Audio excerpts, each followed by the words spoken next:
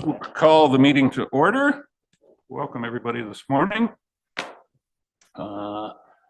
We are both here on Zoom, and we do have the deputy mayor still not feeling 100%, but he is joining us this morning on Zoom. So welcome this morning, Tom. If you could we please rise, and we'll take a moment of reflection before we start.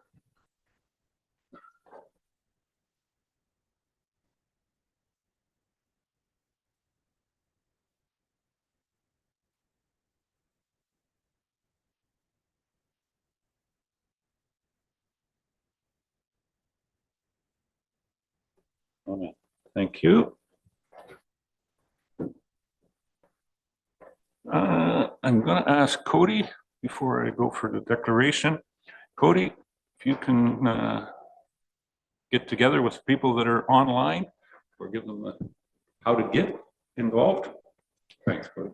Thank you. And through you, before I begin, if at any point you get disconnected, you can dial 1-647-558-0588 and enter the meeting ID for this meeting, which is 891-5626-2480.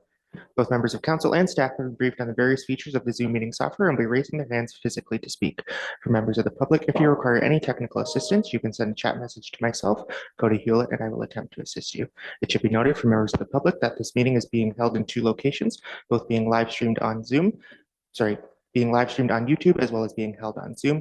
Public participation, if any, must be done through Zoom and cannot be done through YouTube at this time. Thank you. Thank you, Cody. And I'll ask, is there any declaration of pecuniary interest or conflict of interest from anyone? No nature thereof from council? Seeing none, can be declared at any time if it does arise, of course. One thing, and I was remiss on doing that, we had a council meeting on Tuesday, and we had a staff member, and I don't know whether she was properly introduced or not. Ashley joined us as a communications person. So Cody's been kind of mentoring her. She's back there at the back of the table. I think everybody's met her, but my apologies to you, Ashley, for not welcoming you here. She started on Monday. This is already Thursday, and well, I guess the party's still continuing. Let's put it that way, and that'll make it even better. So thank you for joining us, and look forward to working with you, certainly. And soon, anybody that's out there, you won't be hearing Cody's soothing voice. You'll be hearing the pleasantries from Ashley, as she does most of the video communications work for us. So again, welcome Ashley to West Grey. That brings us down to number 4, staff reports. We're here, this is a special meeting of council dealing with the official plan. We've updated it, and I believe we have Ron Davidson, a private consultant planner, joining us this morning, and we have a staff report there.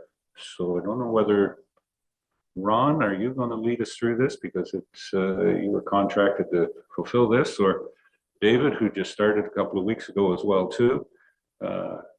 We going to leave this to Ron or Dave or Carl or yeah? Okay, Ron, you're it, because there's been 2 fingers pointing at the screen here from staff that you're the one. So Ron. Thank you, Mr. Mayor and members of council staff.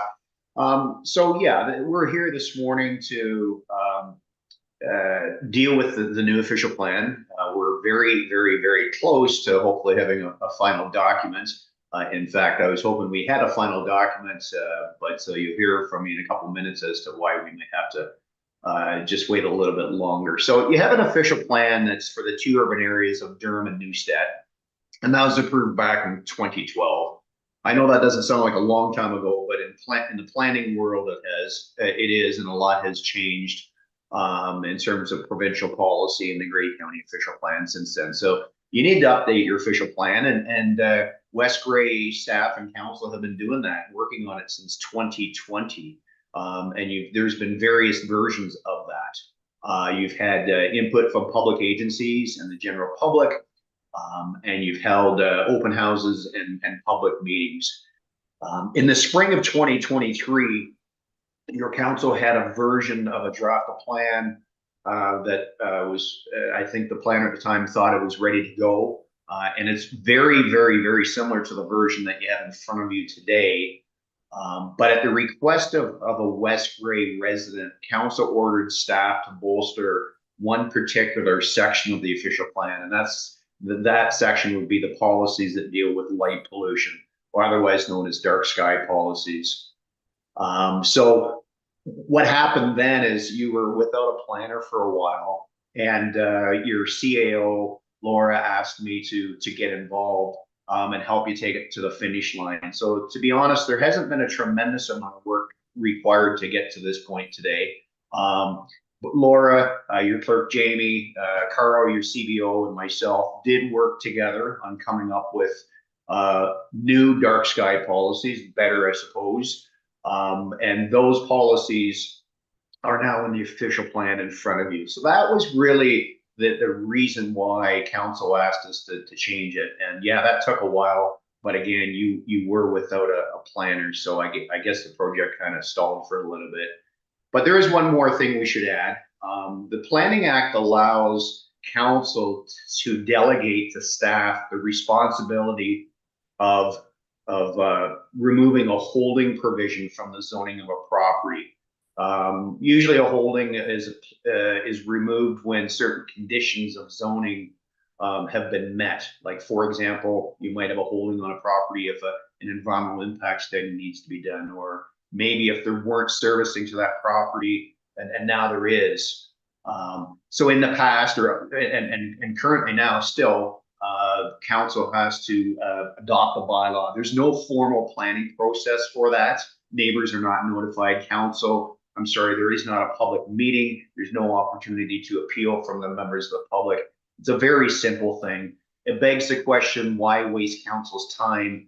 If staff is coming to council with a report to have that bylaw amended to remove the holding symbol, if staff can do it, why not just do it themselves? So I think in the interest of not wasting council's time, staff seem to think it's a good idea to put this policy in the official plan that allows council to pass a bylaw once that delegates the responsibility of transferring the holding symbol to staff. I think that's a great idea, and so do your senior staff members. So having said that, that's in your official plan. We have added one provision though that suggests that holding allowance, or that allowance to allow council or staff members to to remove the holding symbol, apply not just to Durham and Newstead, but to the entire municipality. So there has been a clause made in that regard to allow for, again, the holding symbol to be removed by staff for the whole municipality. So that was it. That's all in your in the new official plan before you. And we were hoping, at least I was hoping, that your council was going to adopt the official plan today, so that you can send it off to the county and they would approve it, because they are the approval authority, and that's the arrangement in our two-tier system. But we did receive yesterday from the county, one of the county planners, an email that included an attachment, and I've read it, but we didn't have time to make these changes because there's several of them. It looks like some of these suggested changes were suggested quite a while ago, and I don't think they got picked up on, I guess. And then there's a few other things. Looks like they're just changing a few words, more typos, if you will. So we need to go through that and make those changes and maybe talk to the planner. I don't think it's a big deal. It looks like something that can be done in a very short period of time. But nevertheless, council should not be adopting the official plan today if you're thinking of doing so. Mr. Mayor, that's it for my presentation. Thank you.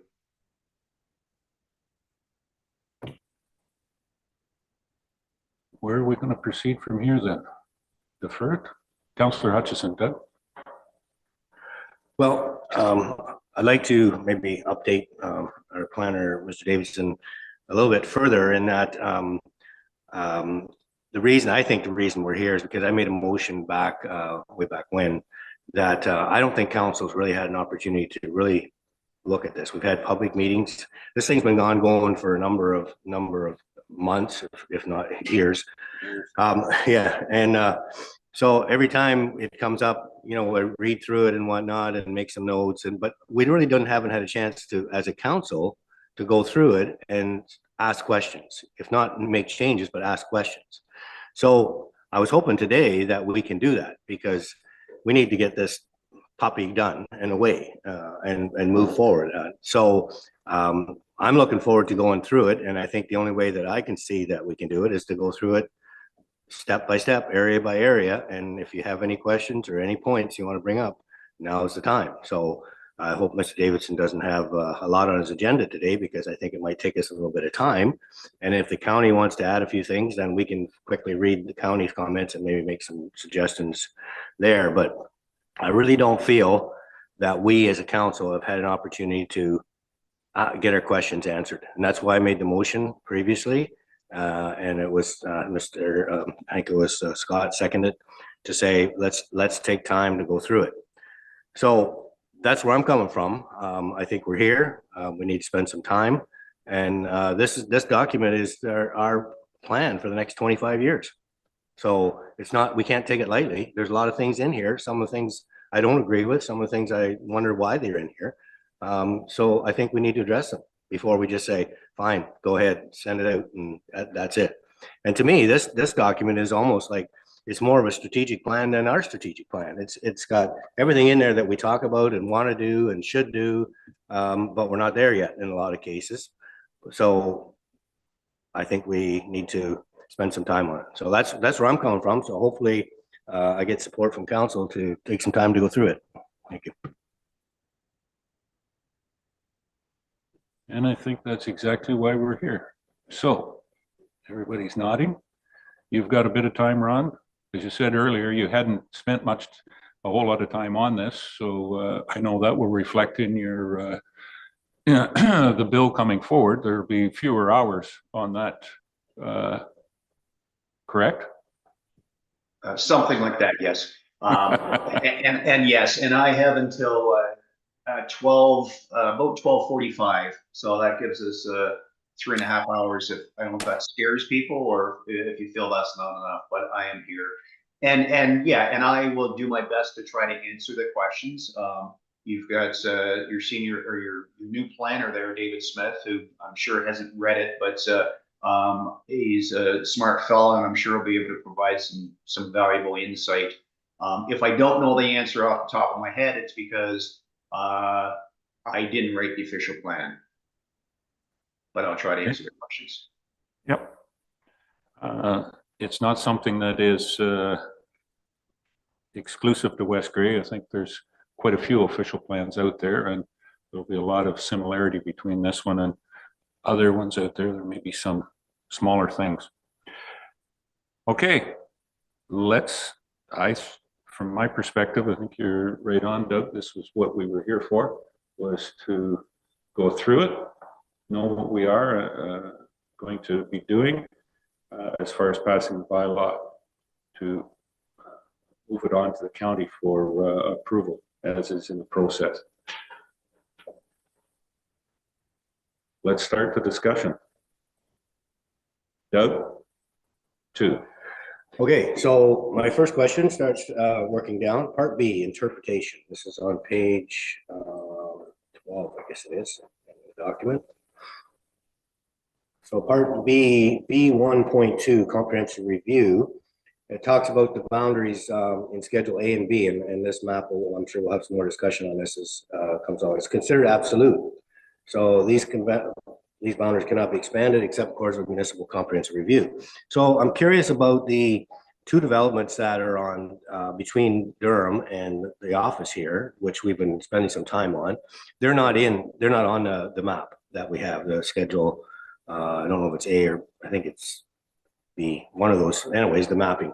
And I think the way I read it, that in order to bring in more land into our official plan, we have to make an amendment to the county official plan, because it's not within our official plan of Durham and Newstead, but it's within the county official plan, which is the rest of West Grey. So we have to make an amendment to their plan. So I'm just curious, why wouldn't we include that into our official plan, since we're the ones dealing with it and we're the ones that are going to eventually have it build up around the town of Durham? So can someone clarify how that works? David, Ron? Well, we're looking at the west Yeah, side I'm of sorry. Durham. I don't know what land we're referring to, so maybe David does. I'm pretty sure it's the west side of Durham here, between here and the municipal office and the town boundaries. Right, so we have, and the county has, and we have two draft plans, the subdivision applications between quote unquote here and one's called Rosate on the south side of the county road and the other one Kahani on the north side. Both of those draft plans are within the municipal urban boundaries. Otherwise, the county would not be processing them. Doug? Municipal boundaries in terms of West Gray, but they're not within the West official plan of Durham, which is, so it's not included on our map. So I'm curious why it isn't, or does it need to be?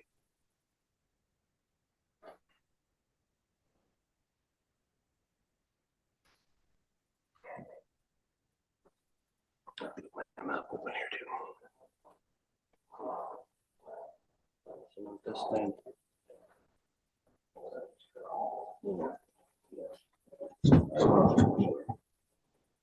Requires See, there's plan amendment. But because not within the because it's future. not No, within because this- not it's within the within- boundary. We're close to. Yeah. It's all outside there. Our So plan. councilors, Yes. sorry, answer your question, where both of them are within the urban boundaries of the proposed plan and the current plans for Rosate and for Kahani. The Rosate property is itself bigger than and extends outside, but the property that's being proposed for this subdivision is all within the boundary. And on the north side, it's all within the boundary. But they are proposing an official plan amendment to deal with some of where the natural hazard, the natural environment lands exist on the property, but it's all within the current urban boundary.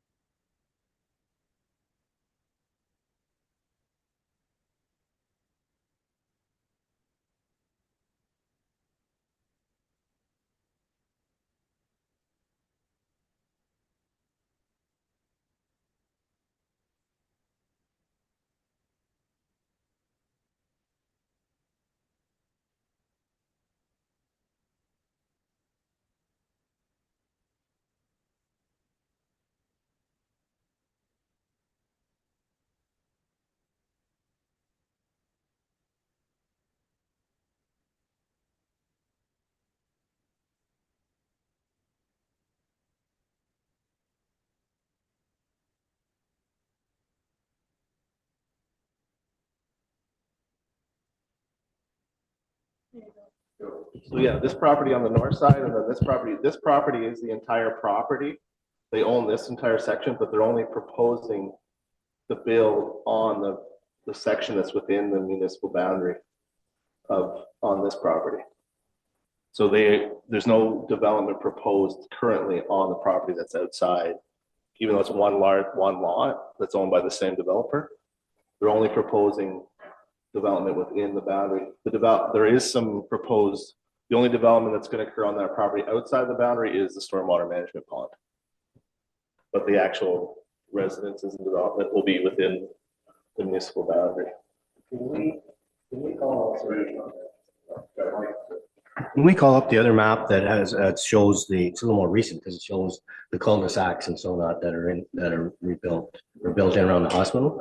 Can we bring that up? It's I don't know which one it is. What one are you on? That's not it. It's I think it's Schedule A. Schedule A.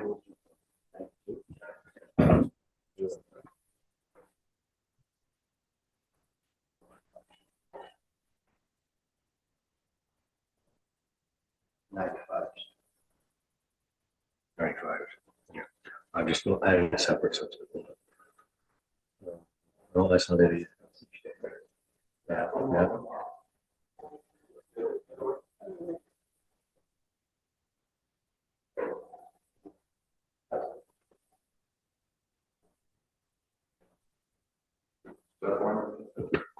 Yeah. So you can see on there a little better. So to what you're saying, Carl, the only development that's gonna happen is on that little chunk of property right there. That's right. Yeah. This brown, like I said, the developer owns both lots, or this whole lot is one entire lot. But all the proposed current development in that draft plan approval that they're requesting is on this base section. Like I said, there's a portion of the stormwater management pond that will be on this white area. But we've had discussions with the county regarding that being outside, then we had no concerns with that. And then the proposed development on the north side of the property is within this green and brown area on the north side of the property, which is within. Currently, it's designated future development in our official plan, so they require a official plan amendment to adjust that, but it is within the town boundary. Oh, okay, thank you. So that wasn't really very clear, because I thought the way we talked, it was going to be the whole thing. So is there a need for us? So you don't see that there's a need to amend the county official plan in order to get the rest of that Yes. into our. Sorry, not to interrupt you, Mr. Counselor. The single biggest problem with moving the boundaries anywhere in Durham at the moment is there is no sewer and water. Once you've addressed the sewer and water allocation or the ability to service areas, then everybody will begin to take a look at what direction we should be going. North, south, east, west, southeast, south, northeast, whatever kind of within that. Now, we did have a quick conversation with the county, and the remainder of the Rose property, which is on the other side of the line, is a good, strong possibility because of the way we're setting up the road network. But that's not going to be part of the discussion until we have sewer and water available for new development that's not infill. If I may as well add to that, David, typically when a municipality is looking at expanding their urban boundaries, that discussion starts with when the county is updating their official plan, as opposed to doing it at this time. I'd also like to add that the expansion of Durham, I'm going to say was 2012 we were in about that, maybe even 2010, when the subdivision Sunville and Bruce, as it is today, the Gilbreth farm was brought in, and I believe maybe even a little bit more of that that's here on the south side. You remember that, Ron? Yeah, I do. And Mr. Mayor, you're asked, just for the benefit of everybody else, you're asking me because I was Westbury's planner at that time.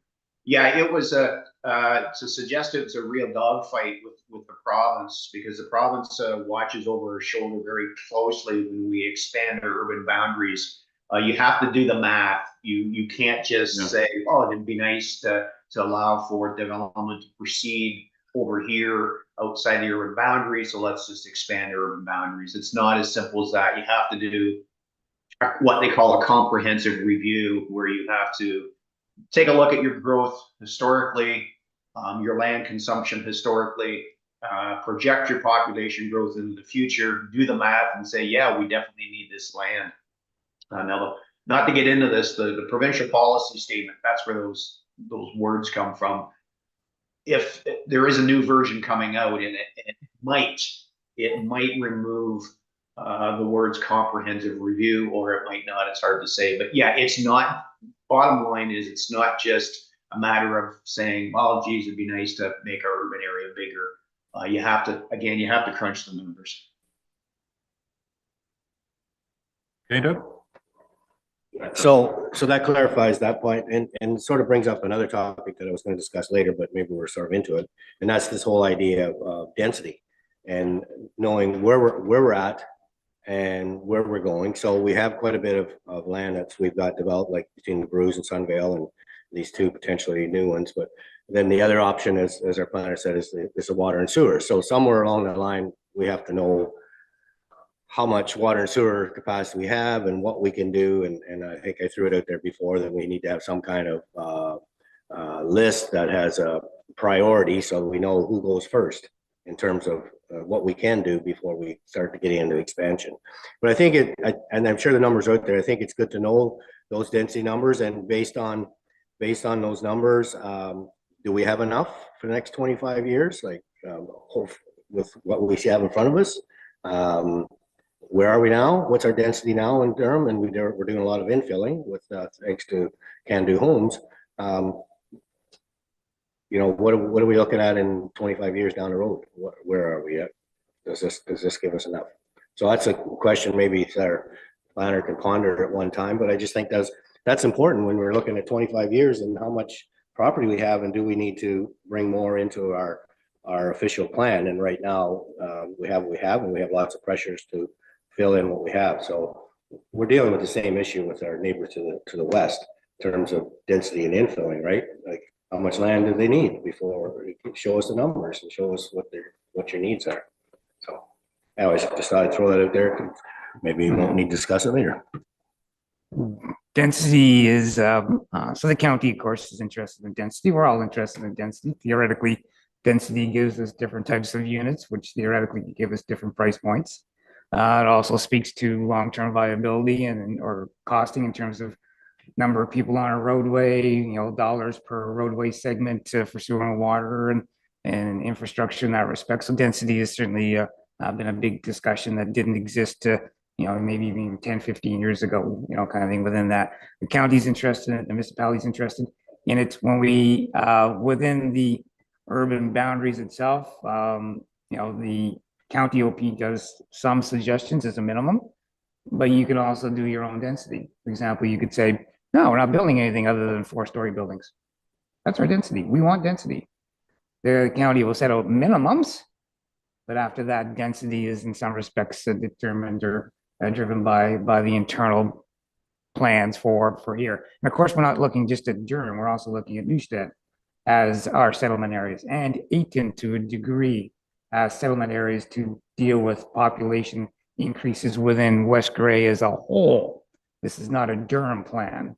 This is a West Grey plan. So we take a look at the opportunities available there. And maybe Ron, you can speak to how this plan at the moment, the West Grey draft in front of you, speaks to density requirements or anything minimum. So. Yeah, oh, sorry, losing my mouse here. So yeah, we have to follow suit with what's in the county of Grey official plan in terms of number of units per, I think it's gross hectare. Pardon my ignorance here, folks. I think it's still at 20, maybe they moved it up to 25 units per gross hectare.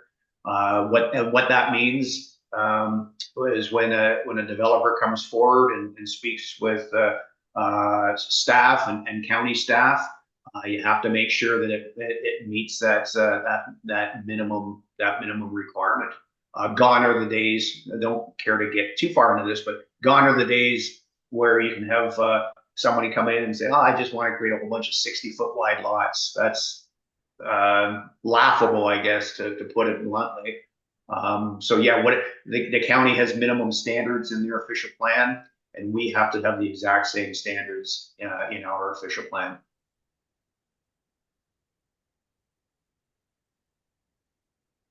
Okay. And I think maybe to, more to your question, Doug, this was done when was used at the Gilbreth property at the time was brought in, and a couple of those other small areas were brought in, and that's 10, 15 years ago. So we haven't got to that 25-year going forward. And I think now the provincial policy statement says 35 years, isn't it? I can't remember. Yeah, it changes on a weekly basis, let's put it that way. But we went through that whole process to bring in that. that would address that. And I don't think, the development is still going forward, but it certainly hasn't been developed out. So I'm thinking that at this point in time, it's not something that we need to jump on right away to look at that requirement under the provincial policy statement, the PPS, going forward at this point in time. Mr. Mayor, if I can just jump back in here, I did find my place here, and yeah, whereas the current official plan that's in effect for Durham and Newstead talks about a minimum density of 20 units per hectare, it has been changed to 25 units per hectare in the county OP, and therefore the OP in front of you today reflects that 25 unit per hectare minimum requirement. Okay, thanks, Ron. All right, Doug, going forward, continue. Yep, you could. Well, that's all I have for that section. Next section is part C, goals and objectives. I'm just going through and make notes as I go, but if anybody has questions, then jump in. All right, we're gonna have somebody jump in. Councillor Shea wants to jump in on top of you. Yeah, no problem. Okay, shut off your mic. I don't mind you leading the show here, Doug, but you're doing a good job. But somebody just mentioned Ayton, and I wondered why Ayton isn't in the plan, and will it be sometime in the next 25 years? Is that something? Sorry, I can start. In the county official plan, yeah, and you're going to hear us, I guess, refer a lot to the county OP, but it does give us their direction. It recognizes Durham and Newstead as your primary urban communities or primary settlement areas, pardon me, because you're on water and sewer. Ayton is not serviced. I don't believe there's a water supply there either. Sanitary sewers are water. So whereas, yes, development is encouraged in places like Ayton, and it is recognized as a secondary settlement area, not a primary settlement area, the primary focus of growth in the county is in those primary urban or primary communities where you have water and sewer. Yes, there would be nothing to stop you from including Ayton in your official plan. I probably should have had that discussion a couple of years ago, I would think, and I say that respectfully. When this official plan was being prepared, because now that would be quite a large undertaking to take a step back and include policies for Ayton. If I may ask, when you have a county OP and a local OP, you have a heck of a lot of regulation. So when the two of them apply, so for example, if you were to say Ayton should be within the West Grey official plan, okay. But the county official plan also applies. If you have a problem with both official plans, you need to do two official plan amendments. We added more regulation, we've added more time, we've added more red tape. So if the county OP policies are sufficient to deal with places which are secondary like Ayton, then we should probably leave them alone. The county policies are flexible enough for Ayton, considering it doesn't again have sewer and water for that community to change and morph slowly or on a certain scale, as opposed to in a big way, which is where we want our Durhams and our Newsteads to go. So adding it to the official plan, yes. More red tape if you have a problem with both official plans, yes. So I think and in some respects, that's why the West Grey official plan doesn't extend outside of the urban areas to the farmland. Because if you have a problem there, you'd have to go to the county and amend its plan, then you'd have to come here and amend this plan, and we've added more red tape over the years. We are trying to take a look at the red tape, and planning is notorious red tape and cost and so on and so forth, and keeping things, I'll use the word simple, and simple and planning don't go together. To that degree of keeping them separate is probably a good idea, as long as the county policies for the secondary area are reasonable. And that's where we as staff and you as counselors at the county level also keep an eye on that to say that these other areas, are the policies reasonable, or are they so tight that you can't put in an outhouse without a permit kind of thing? So to be clear, I wasn't suggesting we add Ayton. I was just wondering if in our next review in 5 or 10 years that we might be thinking about adding Ayton, or in 25 years, or will Ayton just always be a county thing? Both are fine with me. I'm just Yeah. asking the question. We can leave that go Yeah. for now, though. From the, It's a fair question, and I think talking to the director of building and public works is if Ayton were to move to a fully serviced area, we would probably at that time in 15, 20 years or time, kind of thing, see what the planning regime is like at that time and say, it should be fully within control of this council or the council of the municipality at that time. So that would be my thinking, is if it moves to fully serviced and therefore has additional growth possibilities than what it has now, there is a time then to take it within your policy regime as opposed to looking to the counties. Okay. Any other questions? Doug, too?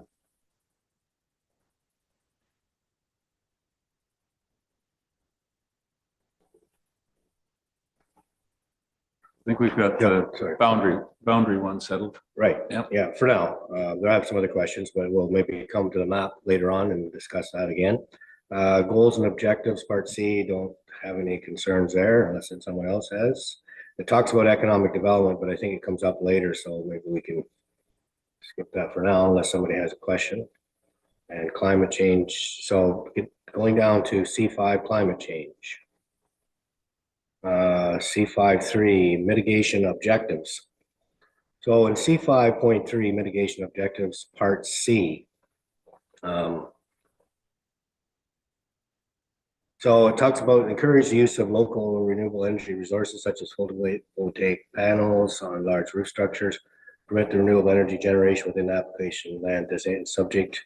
So I guess my question there, I guess more of a comment maybe than a question, but since it's in there, I think when going forward, we really do need to look at getting into the business of solar panels. It talks about, renewable energy and where we're going. We talked about it before in the past, and I know budget-wise we can't do it right now, but in the future, I think we do need to look at putting solar panels. And one time we talked about the arena, and that didn't go over very good, but I mean, some areas do that. So looking at some of our buildings, can we put solar panels on there and get in the business of producing energy and cut some of our costs? So I think it's in there, and I'm glad to see it's in there. I just want to bring it to people's attention that it is part of our official plan, and that it's like it's a goal, basically, that maybe someday we can do that. And I think the other thing I'm doing is I want to refer to our not necessarily a climate action group, but our Dark Skies Committee. They had some comments, and I want to, as we go through here, I want to maybe bring light to some of the comments that we received. Given that it'll come up in our lighting section here shortly, but given that the county has a very stringent lighting policy in their official plan, I think we should be at least try to meet what the county is promoting.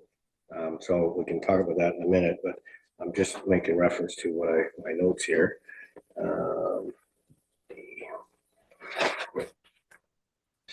And before you go, I want to get clarity on that point about the municipality putting renewable energy, whether it's solar panels, or here we say photovoltaic panels on our roof and whatnot. My more of understanding, this is more for the private development out there, the residential private development of what we're encouraging within. Not as much about strategic, about what the municipality ourselves are doing, but it's more towards, this is for the public out there. This is the official plan for the public on what we're encouraging they're doing for their programming. Yes, we certainly, I think, from our strategic plan, but this isn't our strategic plan. This is the official plan, the public official plan of what direction we see the municipality development going. I'm gonna look towards staff for that type of, am I close on that or far off? Carl? No, you're close for sure, or bang on. It is a document that's reviewed, anytime an applicant submits any type of planning document, minor variance, rezoning, any type of this document will be reviewed to confirm that, the proposed development or the proposed amendment, falls within the guidelines of the official plan and meets those requirements. It's not a regulated document, it's just a policy document, but we do look at it, all the future development through this lens. If they're applying for a planning act amendment of some type. And it is for all development within the municipality. And although the municipality is exempt at times in their development from some of the documents, like the official plan and zoning bylaw amendment, for the most part, the municipality will, I would anticipate, follow, the same types of policies that, the other applicants and the municipality would follow. Yeah, so I agree. It doesn't necessarily say the municipality will do the build or whatever, but I know we do occasionally get people come to us and say, hey, we'd like to put some solar panels on your arena, or we'd like to put some solar panels on one of your service buildings. So I think this sort of says we encourage that, right? So that's something for us to keep in mind. The thing that I don't see in here, and I'm wondering why, is why do we not encourage solar panels in our rural area? I guess maybe that's because it's I guess official plan for Durham and Newstead, so it wouldn't be in there. But we do have solar panels in our rural area, which I guess fits under the county official plan, which I do have a concern with. I think we should be getting some money out of those solar farms, but we're not right now. Anyways, I stand corrected. I guess it's because it's in the rural area that it's not in here.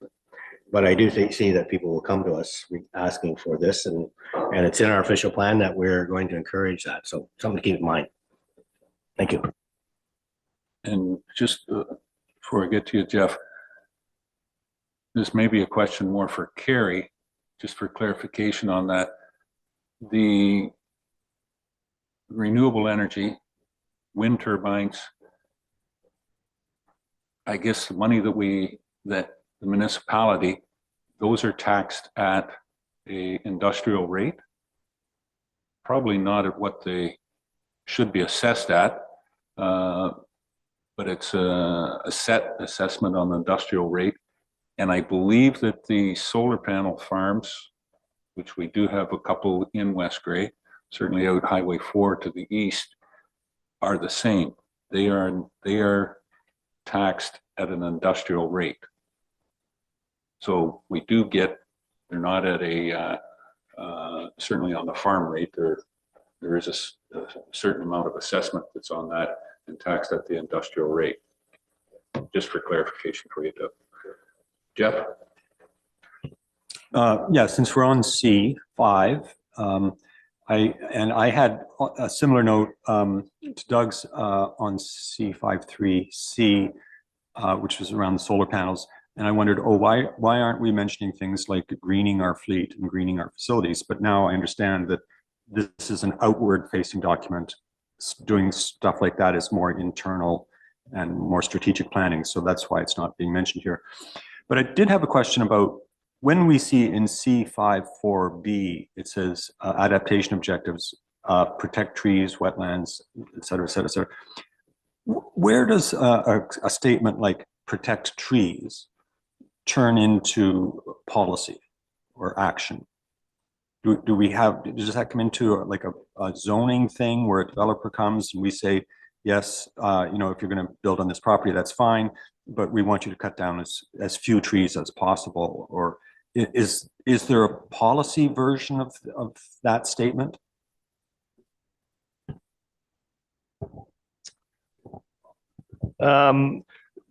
The county has a tree cutting bylaw that falls, that, you know, all property owners are required to follow, regardless of a planning act. Again, this is, you know, in relation to planning act applications.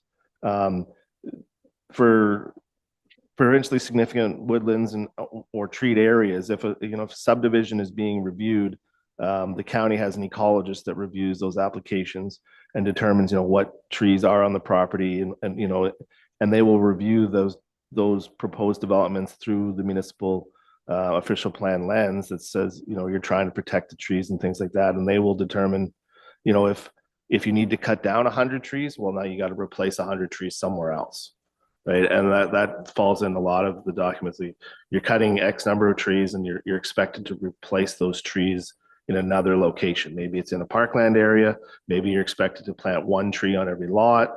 Those types of things fall into and those are usually reviewed and regulated by, you know, the planning ecologist and the planner from the municipality. So those things are reviewed, and they are reviewed through the, you know, through the lens of the official plan and those determinations. So those policies are sort of already in place, and a lot of the wording and stuff follows what our current official plan follows, and we already, you know, for the most part, and the provincial policy statement and SVCA and things like that review those those items as well.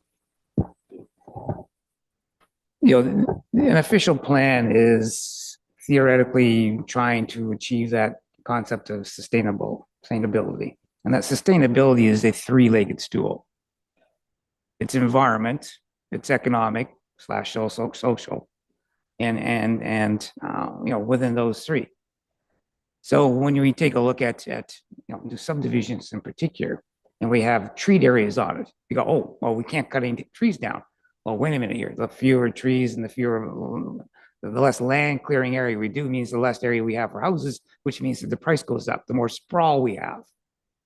So everything in an official plan is fighting against each other in those concepts of tree cutting. And as Carl mentioned, there are rules from the county tree cutting bylaw to a number of other things that are kind of going on, fighting together with the ability to make sure we get enough density and housing on the property to make it affordable enough, and then that the developer in some respects has the return needed so they come back for the next one. It's a constant fight between those 3 legs of the stool. And the plan typically tends to be very heavy on the environmental protection side of things. You know, EIS here, no cut tree there, tree place here, and so on and so forth, without taking as much of a stronger look at saying we need enough housing and so on and so forth, so they're not stretching the town 3 kilometers because we had a forest on the edge of town. So that is planners, and is something we struggle with in order to try and find some balance between the 2. As Carl mentioned, yeah, we're going to cut some trees down. You know, in some places, there's 2 ways about it. Okay. And people are not going to be happy. But in some respects, if we can maybe gain some of that back, depending on the cost and so on and so forth, you know, then maybe we'll look at that too. But all is figuring back every time we ask for something in return, we apply a new cost to that. And where does that cost end up? In the price of the house. So again, as a planner, I'm always cognizant of all these things where we ask for, okay, we want 4 for 1. Geez, that's very expensive. How about 2 for 1? Maybe I can do that. And all these things that we do between environment, economic, and social in order to have a community that can function over time with all those things that it needs, not just the one. I just, I agree with what Carl and David just said. The only thing I'll say there, yeah, it's for what it's worth. It's not the province's intent to save every last tree.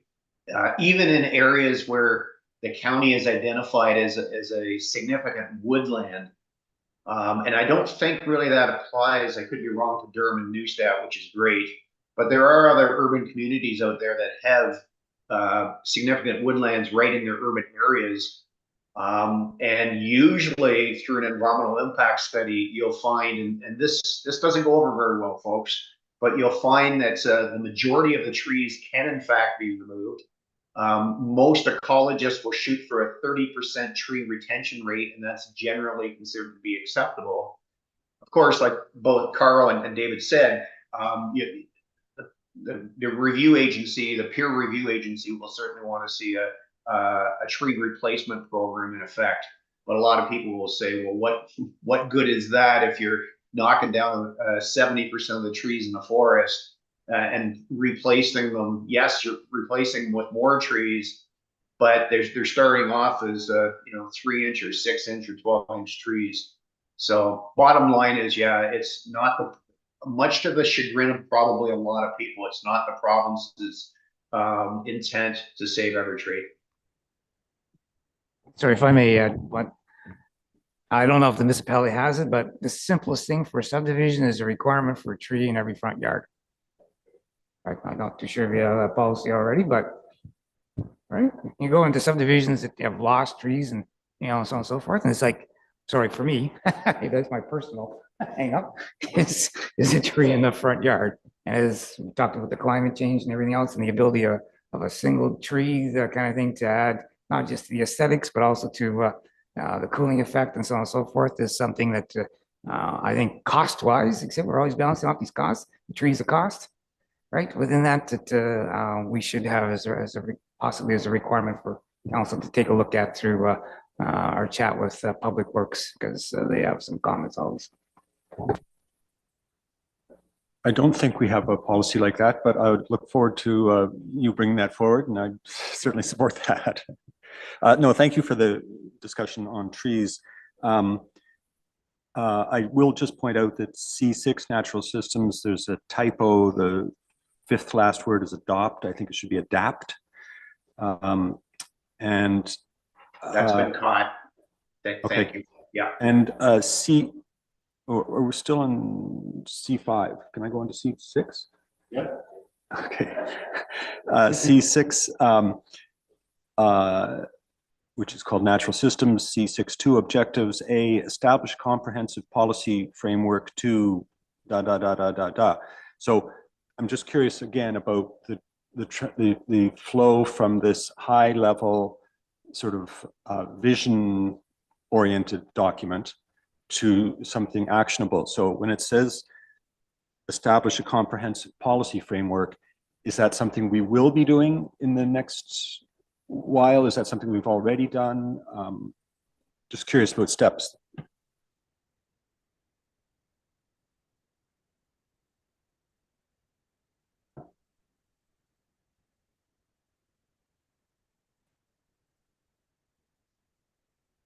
Working forward with this, Carl?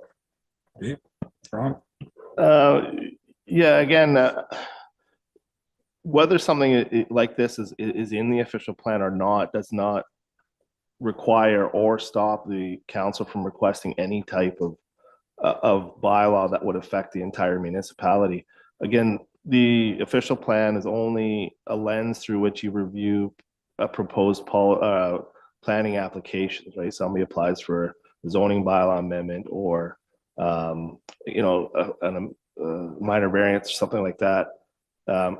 We don't, when somebody applies for a building permit or any, does any type of other work that's not required to have a planning act application, we don't review it through the lens of the official plan. So if council wishes to have any type of, whether we already have some climate change, things like that, but if you're looking for a specific bylaw that affects the entire municipality, then we would have to do that through a bylaw, not through the official plan.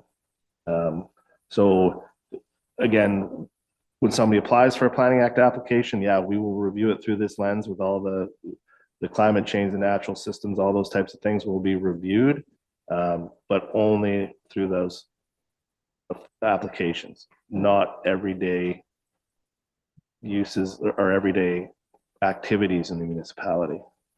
So there's two different, like if the council is wishing something else to be reviewed for every, our day-to-day activities, then that would have to be done through a bylaw rather than through the official plan.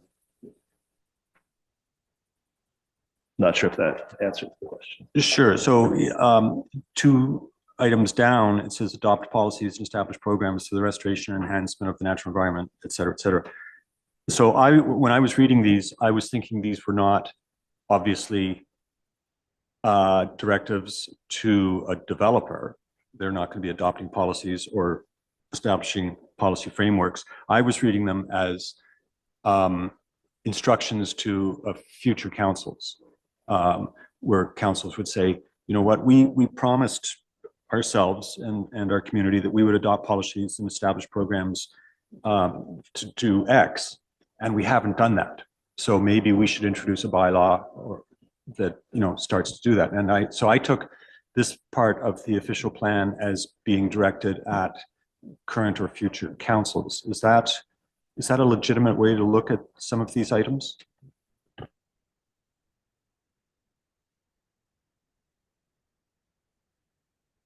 I don't know if Ron wants to answer that question. No, I think that's certainly a fair way to look at that. Absolutely.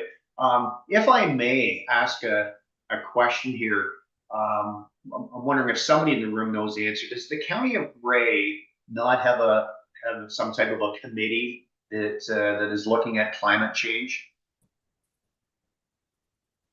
They do. Yes, they do.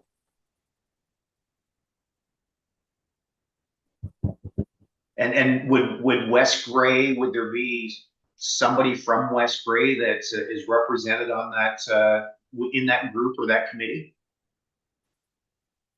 Yes, I'm pretty sure we do have somebody on there.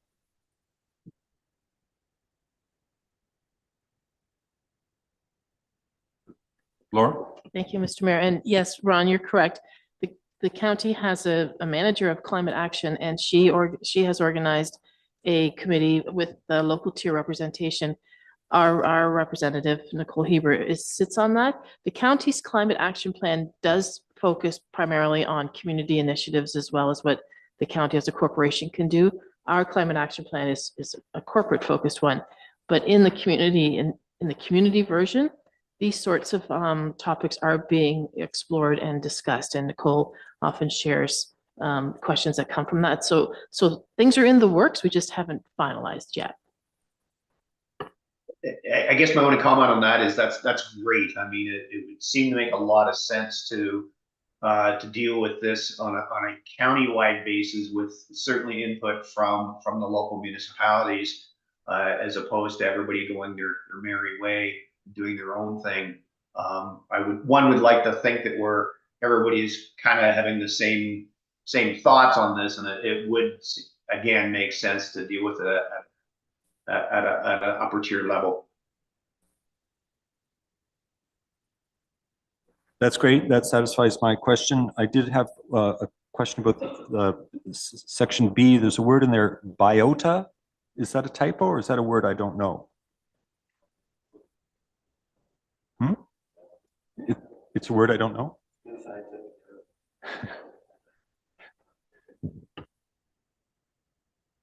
Sorry, what page was that, or what section was that? Including air, water, land, and biota, jointly with the county. Being told it's a word.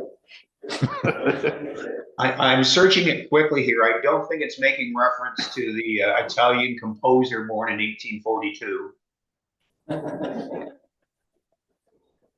So this is the National Spelling Bee. It must be. I have a definition, please. I will. I'll see if that's. We'll take a look at that. Thank you, and see what word that is supposed to be. Someone in the audience is telling us it is a word.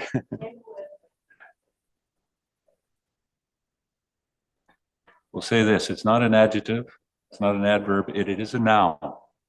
Yeah. Talking about life forms.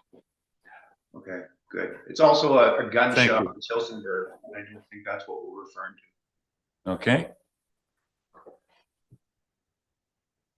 So we can't remove that when it's got to stay. Okay, Jeff. Doug? Can we jump back a little bit before Mr. Shea gets too far ahead of me here? Jump back to C5.3. I just wanted to make a mention of maybe an addition to C 5.3. And it comes from recommendation from our Dark Sky Committee. And I'm curious about some of the things that I was going to bring forward in terms of adding some wording about lighting. But before we do that, I wondered can we share the Grey County Dark Sky reference to dark skies in their official plan to look at it? Because my understanding is we can be more restrictive than what the county said, but we can't be less restrictive. So can we take a look at their dark sky reference, and then maybe that'll help us in determining how much we can put into our official plan. And I think I asked Cody if they would find it, but he wondered about us sharing it. I wanted to ask the mayor first.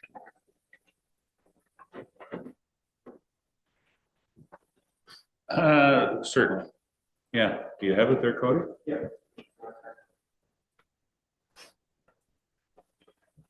Jeff. Dark sky comes up in section J and K, isn't it? Shouldn't we wait till we get Yeah. to that? Yes, it does. But there was a reference in to this point in terms of adding a part, for example, under section D, encourage the reduction of unnecessary outdoor lighting at night resulting in wasted energy. So it has to do with mitigation efforts. So there's some things that come up which all the way through the document that we can sort of fit some things in. And I think that's not a bad idea if we can do it. Maybe we can't do it all, but I just thought if we put something in here, maybe it's good to refer to the county level to see where we're at so that we at least we're on board with what they're doing. Right.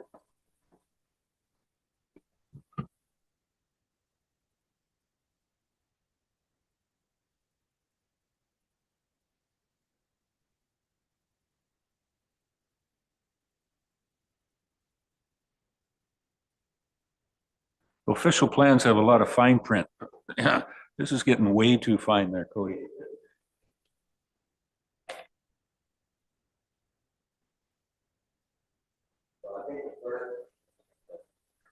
I think the first part is pretty sort of self-explanatory in that it's talks about, the negative factors of light pollution and whatnot. But I think the important part is the following policies and principles support the preservation of dark skies and limiting light pollution. So they list a number of things. So it says that municipalities shall include dark sky policy. Are you okay with me leading this, Mayor? Okay, just want to make sure. When updating county or municipal engineering lighting standards, dark sky practice shall be incorporated. So that's important. Municipalities encouraged to pass light abatement bylaws as per section 128 of the Municipal Act. Site plan control guidelines should include a requirement for an outdoor lighting plan to ensure dark sky friendly lighting is used. County and member municipalities may require as a condition of site plan, draft plan, approval, and so on. Requirement for dark sky friendly lighting or light abatement provisions to limit the potential for light pollution. So it says that they may. Number 6, lighting plans may be required as part of a complete application. Again, it's may, but sign bylaw should be considered limiting the use of lit signage or billboards that may have a deleterious impact on dark skies. Recognize the use of lighting for public safety purposes, encourages lighting which both provides for safety and limits light pollution. Lighting on signage is required, encourages use of solar panels. It means powering that lighting. And they shall apply to all new forms of development across the county, including residential, industrial, employment, commercial, recreational, and institutional. So I just wanted to share that because I think in our policy, we can add a few statements to sort of support that. But I think given that we have that, we can almost use that in our section under dark sky policy to say, this is what the county's promoting. We're going to try to follow what the county's doing. And maybe we don't need as many parts and pieces throughout the official plan, but it could be in that section under dark sky lighting. So I just wanted to mention that. So my suggestion or the suggestion from the committee was under D for 7.5.3 is just add a statement that encourage the reduction of unnecessary outdoor lighting at night resulting in wasted energy. So that is a mitigating factor. We could add it there, or we can just tweak our section under lighting. So it's up to you guys and what you want to do with it. But I just wanted to bring that forward and bring it to people's attention because that's sort of where our dark sky committee is coming from.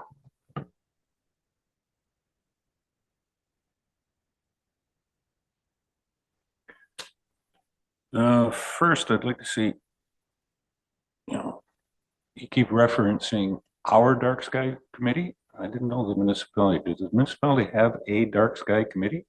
I don't believe we do. It's not a committee of West Grey. There is somebody that is certainly doing a lot of work with that and appreciate that, Marianne. But want to make that clear. We, as West Grey, do not have a dark sky committee. I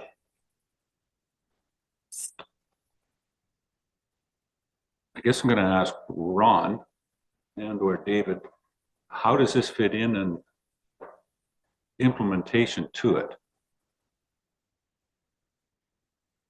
The suggestion. Well, I guess if you're thinking of bolstering the policies, I would wait and add it to the section dealing with dark sky policies specifically.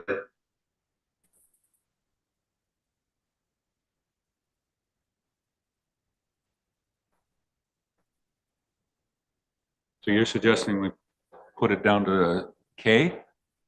Yeah, if that's the section that's dealing with dark sky, yes. Have that discussion in a few minutes. Okay. All right. It's not off, but it might be better in that suggestion is what staff is saying. Doug? Okay, that's fine. So moving on forward then. So under C5.4 adaptation objectives, A says building resilience to future flood risks. Yes, that's fine. It's very, very vague. I do realize that we have some things going on. We have a study going on about our little creek that runs through the town of Durham, and we're doing some mitigating factors in the Mew Creek in Newstead, I believe. Well, I wasn't sure whether we should be referencing any of these things. I know we do reference some site plan or some developments further on in the plan, but do we suggest examples in here that things that we're doing? And I do think that we can even add to this, and maybe it's something to just throw out there for ideas for the future, but I think we can do some work with berms. When there's so much discussion about weather, climate change and flooding and whatnot, I think that particularly in the town of Durham around the Saugeen River, that there's opportunities for us to create berms to prevent future flooding. And I think of down on Queen Street and South Street, that's a perfect example where there could be a berm there because that was a big flood area. I think we can do the same thing up at the upper dam. Instead of using snow in the wintertime, I think we could create a berm that extends from the berm that's already there. So I think there's some things we can do in the future. I just wasn't sure whether we should be referencing some of the things that we are doing in that A part. I tend towards being as simple as possible within our official plan. Again, 143 pages, the word simple doesn't quite apply. The good work that yourselves do with the conservation authorities is recognized outside of that. And I think certainly current wording certainly speaks to, the requirements for building adaptation and so on and so forth in particular. Most of the time we talk about an official plan, we're talking about building adaptation in a floodplain or floodway, right? So current wording, I think, is good, and the work that you're doing elsewhere becomes dated relatively quickly. Some of you mentioned, well, we got a 25-year plan.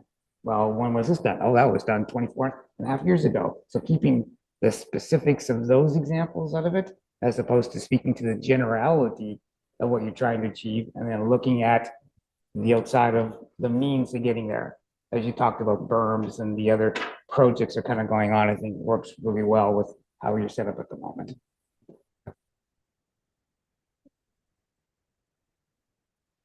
That's fine. Thanks for the definition there, or explanation.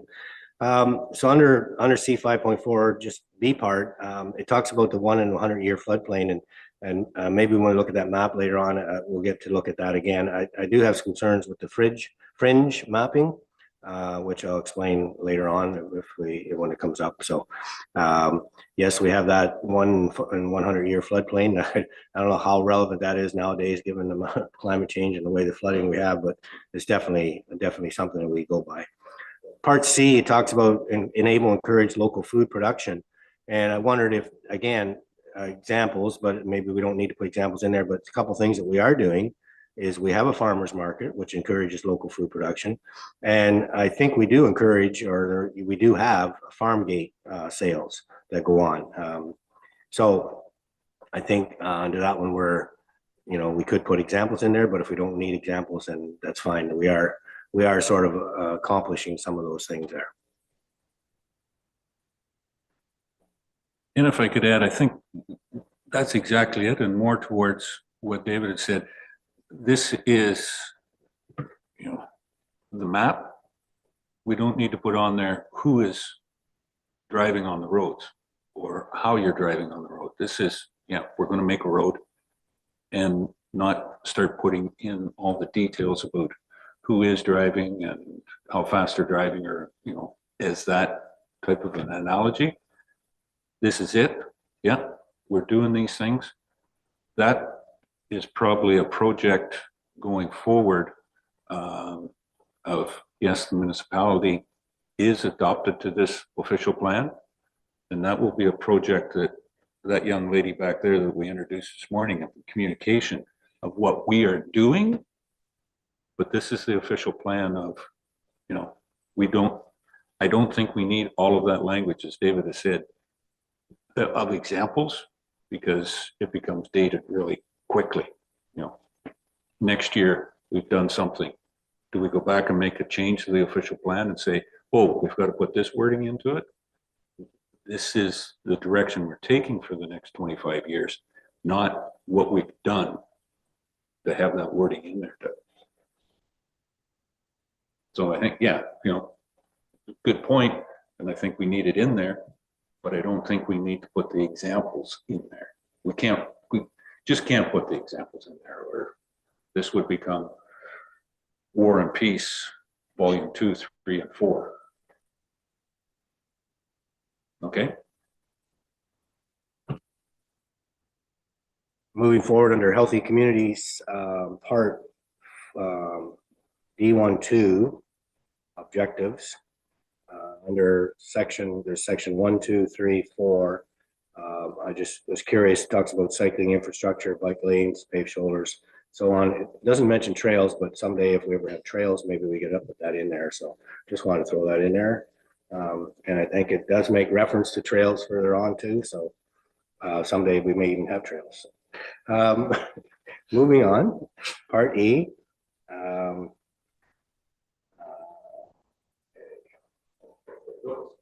Question, sorry. The word on D, not finished there from everybody.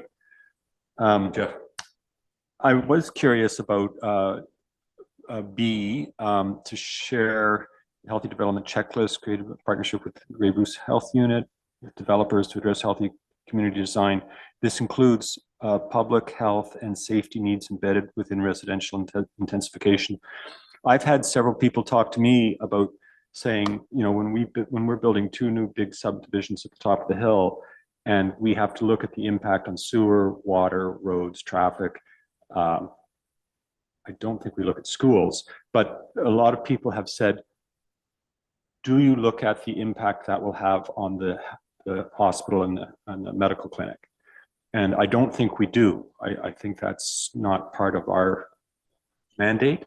And yet this sort of suggests that, the public health and safety needs should be considered when doing residential intensification and redevelopment. Is that just kind of a apple pie sort of statement, or is there is an onus on the developers to think about this with no requirement on our part to action it? There is a disconnect between the concepts of official plans and let's say subdivision. Okay. This is an official plan for the municipality. So things like healthy communities is your responsibility as much as it is the subdivision. So if there's a problem with the 24-hour care at the emergency ward, this is your official plan. This is your problem, not the developers per se. The developer will address the things that he or she can, such as connectivity with a trail or a sidewalk and things like that, and address dark friendly skies with lighting and all the rest of it, but they can't address the closure of a 24-hour or a change in status of a hospital or a medical clinic and all the rest of it. The official plan is yours. That's your responsibility to be taking a look at healthy communities overall as direction to you, not just to a developer or to a person that wants to add a bedroom to a house.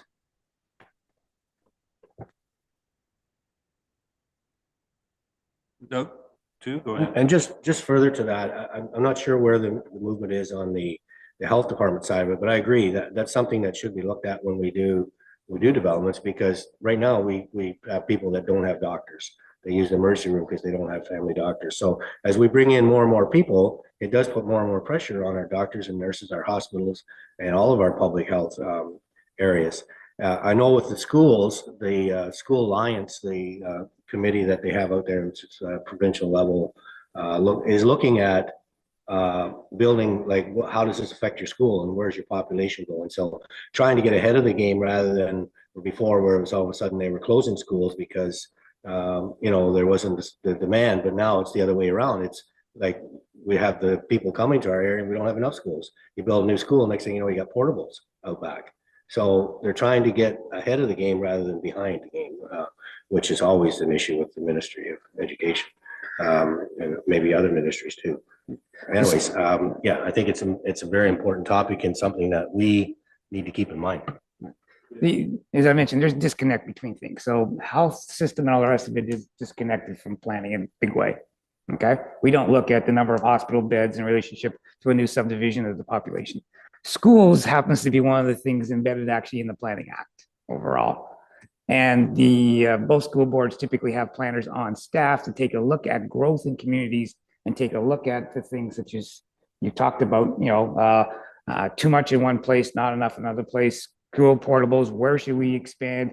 Where should a new school be going? That is always looked at in terms of at least subdivisions when they're looking at how quickly communities are growing and what the need may be for schools.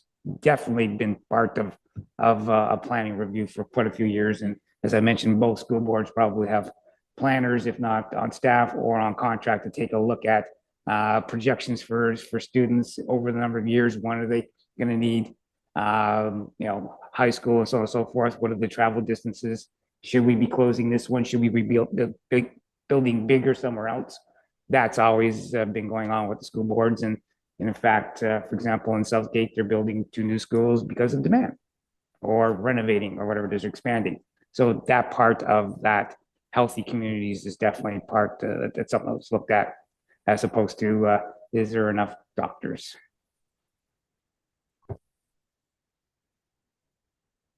Okay. It's under D. I think with that explanation, that's clear as mud.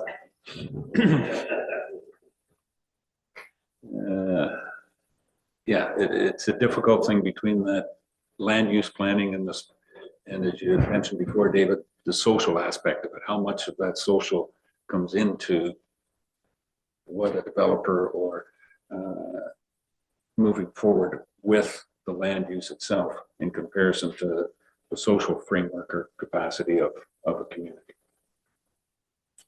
and how much of that social gets tried to be embedded in here and really can't be addressed through an official plan. It's, let's talk about food for a second. Ayton may actually be a food desert. We maybe shouldn't approve any new housing in Ayton because of the requirement to travel somewhere to buy food. A corner convenience store doesn't count. We talk about grocery, food deserts in cities and all the rest of it where they have that problem. We probably have that problem in Ayton and other places where you have to travel. So should we, as part of the social fabric, as the mayor has mentioned, and those things are needed as part of a complete community, should we be improving any more development at all in Ayton? Or Neustadt for that matter? I'm not going to answer the question. Well, I'm going to answer it for you. No, just to be clear, Ayton has Trixie's. There's all kinds of food there. Yeah, and Neustadt has a brewery, so there's all kinds of beverage. But yeah, exactly. Okay. Is that enough for D? Or you got anything else going forward there? Doug? No, I think I'm good there. So under E, detailed land use policies, under E 2.2, it talks about a 25 year, this is part C, I guess, to ensure that there is a 25-year supply of land designated for residential development. We've had some discussion already on that. I guess we feel that they're in this plan and what we have that there is. It also talks about range of housing types, densities, and so on. I have some more questions about housing. Maybe it'll come up further here about, how we go about getting to some of these goals of affordable and attainable housing and so on, but maybe we'll leave that for now unless someone else has a question there. So moving on. Doug? The other Doug. Yeah, Doug. I gotta sneak in every once in a while. When we talk about housing, is it in here, or again, is it later in the document where we look at, there's a lot of talk now about going back to the wartime houses. Something, that's smaller, more affordable, that that people can purchase. And I guess where I'm coming from this is it would be we have a great opportunity because we have that land that the police building is going to be on, and talking about developing some of that. It's land that we own, that we could kind of, maybe control what's going in there. Is there a possibility, is that something that you would put in your official plan, that you want to promote more of that style of housing? I know there's talk of tiny houses, but I know even the federal government's now talking again about wartime houses. So I don't know where that would fit into the whole scheme of things, or if it does.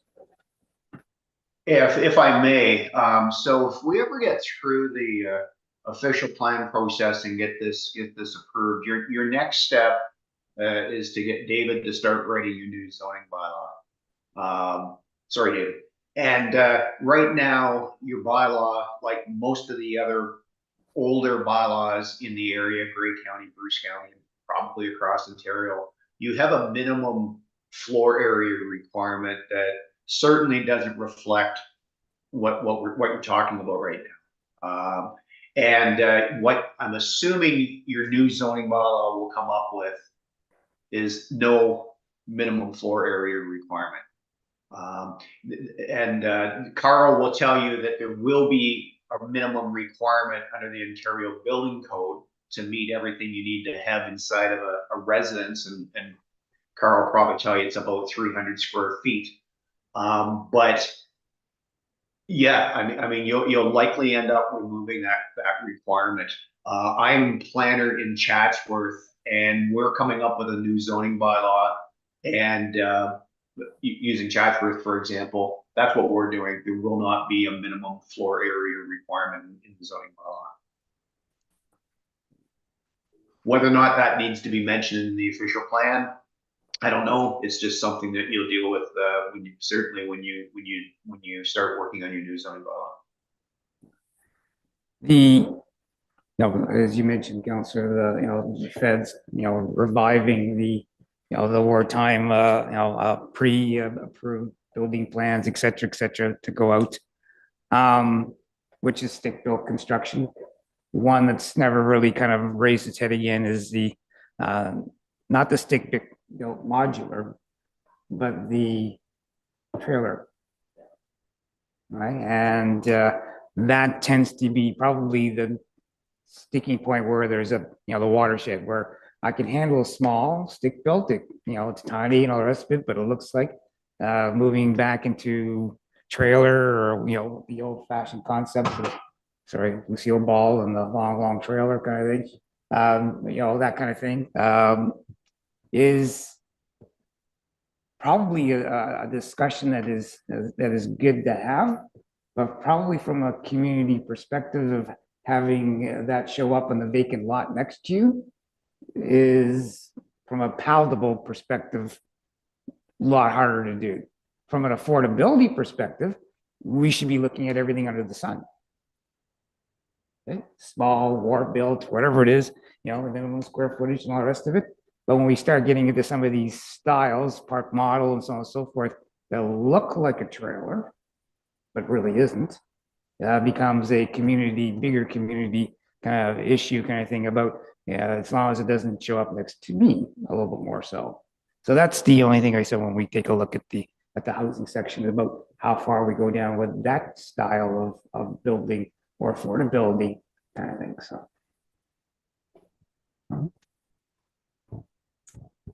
Yeah, more specifically to Councillor Townsend's question. I mean, A&B does cover, for future developers that, again, looking at a lens through this official plan that we are trying to, it's not just small housing or row housing we want, some single family dwellings, some row housing, some semis, some apartments, some rental units. It's the objective is to try to create the whole range of, because there's all different types of people who want to buy different types of housing. So it's to create that variety of, as long as, they're meeting that minimum density that's required under official plan and under the county's official plan, then, the developer can choose or likely would choose to build whatever they're going to make the most money on, to be honest. Like that's usually what they're choosing. As far as the municipal property, again, as long as we meet the minimum required density under the official plan, we can choose to do, or council can choose to do whatever council chooses to do on our property. Again, as no different than the developer can choose to do what they want on their property as long as they meet all the rules. So yeah, the wartime housing or the smaller row housing, and specifically when they talk about row housing, a lot of in the news today is that what they're trying to do is they're trying to develop a set of construction documents, building permit required for a specific house. Like they may have 10 houses and they say these 10 houses, as long as you build them exactly as they are, you don't even have, you have to submit for an building permit application, but there's no review process, right? The drawings have already been approved. They've already been reviewed. So they're trying to reduce the development time, the time that it takes to get from, we want to build a house to a shovel in the ground, to save money to developers, money on their holding costs and things like that. So what they're trying to do and what the province is trying to do is develop, those plans that they can say, well, as long as you build exactly what's here, then you can just go ahead and, you can eliminate some of the planning and building permit process to reduce your time. And that's what, whether the province will ever get there or not, I don't know. I mean, there's a lot of talk, sometimes not as much action, but yeah, that's the intent, is to try to reduce the policy around getting those developments in the ground. No, I can just follow up. And I guess that's where I was kind of coming from with that property that we have. If we designated that it was, say, all wartime houses, then to David's point, where, you're worried about these things popping up here and there throughout the community, you designate an area where, like in this section of town or whatever, we allow wartime houses, and maybe in the other sections of town, that's kind of where I was coming from. If you kind of designate an area that style of house is going to be what's in that area. So I'll chime in on that. I guess call me the devil's advocate here, but some people would say we would maybe not do that. Maybe we would want to integrate all types of buildings throughout the community, as opposed to creating, and this isn't my word, but it's a term that's used, a ghetto. And I don't like using that word.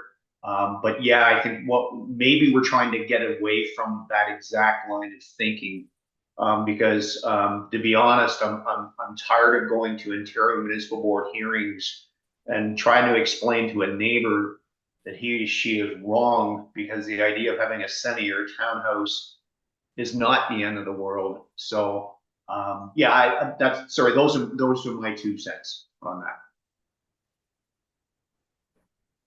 Maybe the CEO should have known this before she hired me, but I am somewhat of a proponent of private property rights.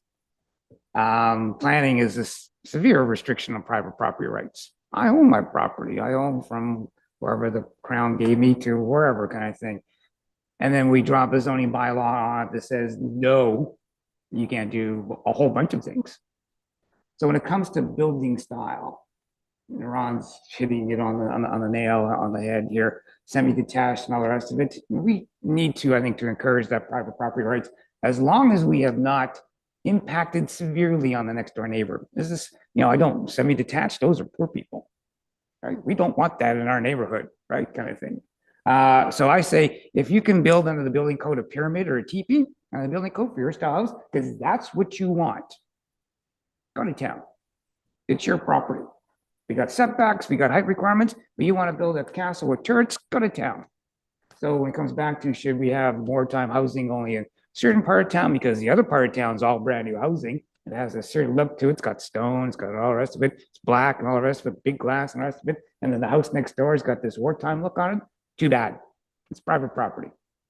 Built to the code, built to the zoning bylaw requirements, kind of thing for setbacks. And after that, pink, blue, purple, turrets, teepees. As far as I'm concerned, sorry.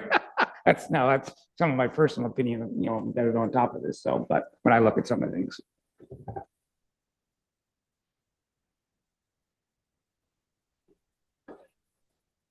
All right, Doug 2, where are you going now? I'm carrying. Okay, so just want to make a comment under general policies. This is page 21.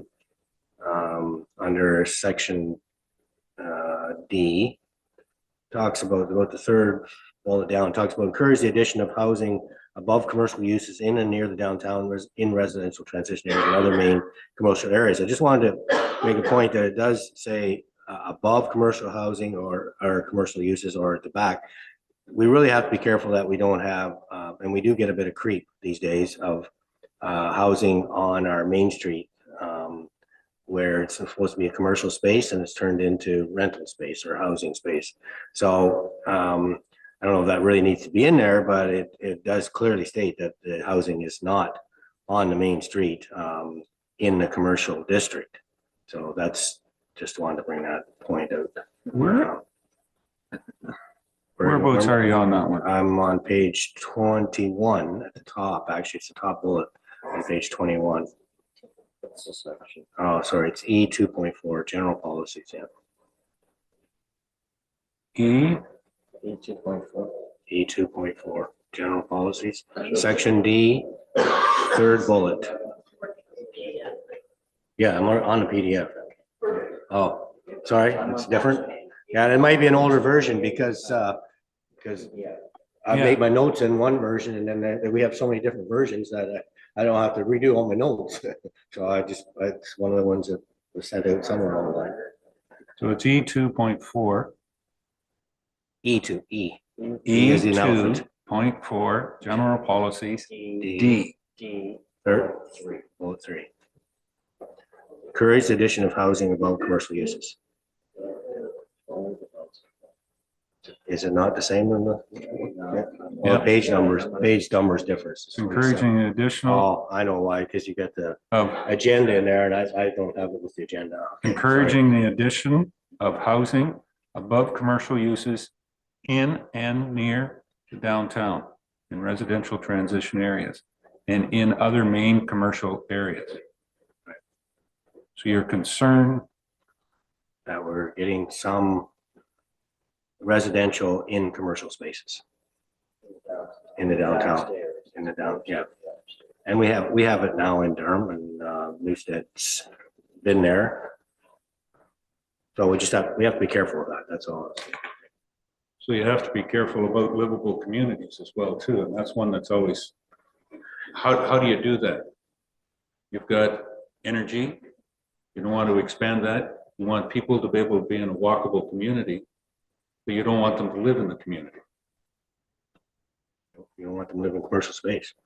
Well, if I may, Mr. Go ahead, Mayor. Ron. Yeah, so we get into that in greater detail a little bit later when you turn to the general commercial policies, which are your downtown commercial policy, or it is called downtown commercial, pardon me. There's a policy in there that talks about residential development in the downtown being behind or upstairs on a commercial unit, and so as to not use the storefront as a residential dwelling. And that is found in E3(4) paragraph D.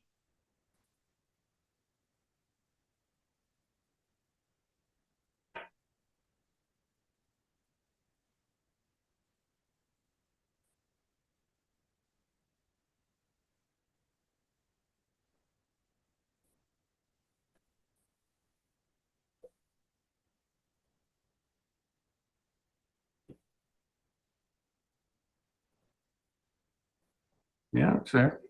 E3.4.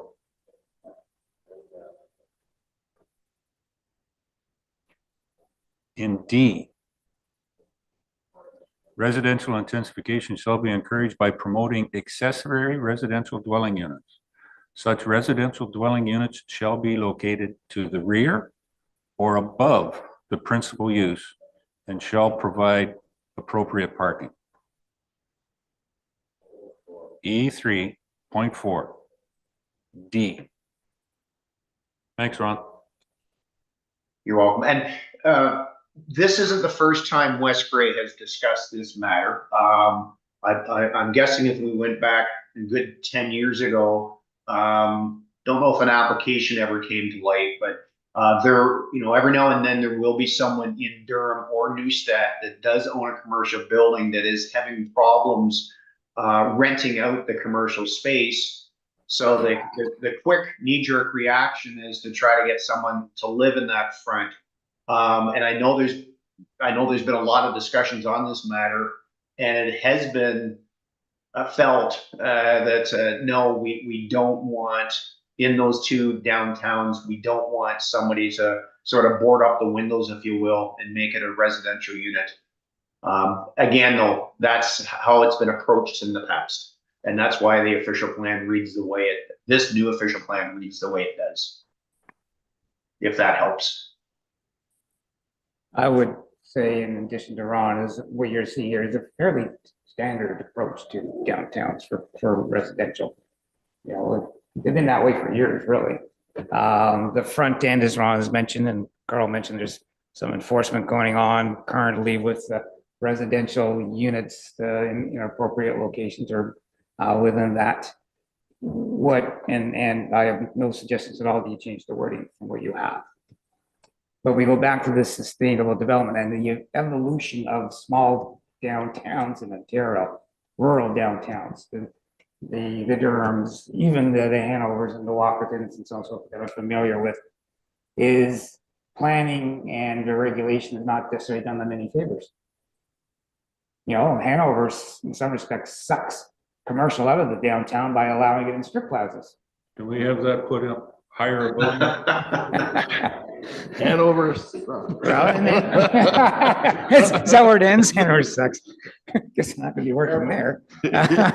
But you can go to any number of places where you see highway commercial development, where the parking is easy, the rents, the buildings are new, and so on and so forth, has pulled commercial out of downtown. Totally, right? Because it is a pain in the behind to go downtown. So if you were to say, well, listen, there's got to be, for me, again, personal opinion, that the market should decide what is the best and highest use of that particular unit. And if it should go for a period of time, to a residential unit in order to generate rent, in order to make sure that the building is kept up to some kind of spec over a period of time, until a town gets to a point where a downtown maybe begins to come back and it's now more worthwhile to be a commercial space as opposed to residential, then the market would begin to decide about what's appropriate for it. Otherwise, you're gonna have boarded up downtown because you don't have any commercial space. Or demand for it. And if the more we pull things out into the commercial strips on the plazas and so on and so forth, the harder it is for them to compete. We have this love-hate relationship with all that, don't we? Within planning, within that. So again, your current policies, and I would not change them, are fairly traditional in I think in Ontario and rural Ontario, small town Ontario overall. But you got to remember about when we take a look at about how we support our downtowns and how you look to support that. You know, we support it by not having paid parking, for example. You know, and other things we can do. You have a CIP that applies to downtown probably more than anything else. We're trying within that. But also, if you go back to the market and say, what does the market would allow that and the free market allow for that to happen? And we should maybe let downtowns flex within that, with owners. And if it rents out, maybe it should be rented out for residential.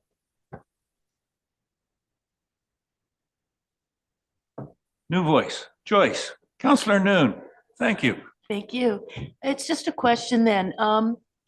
So I know when dealing in the past with commercial and they're vacant and they're still paying their water and sewer based on billable units. My concern is, so if they're changing it over to accommodate a rental, how does that factor then with the taxation? Like, I believe commercial is a higher tax than residential. So then because it is commercial, can they challenge? Maybe I'm getting out of the scope of the official plan, but how does that factor then when you're allowing rental units within a commercial and how it factors the taxation? Maybe the director of finance can help us with that. She's not on. We'll have to get you that answer. But what I'm going to suggest is we've been here for not quite 2 hours, but it's getting pretty close.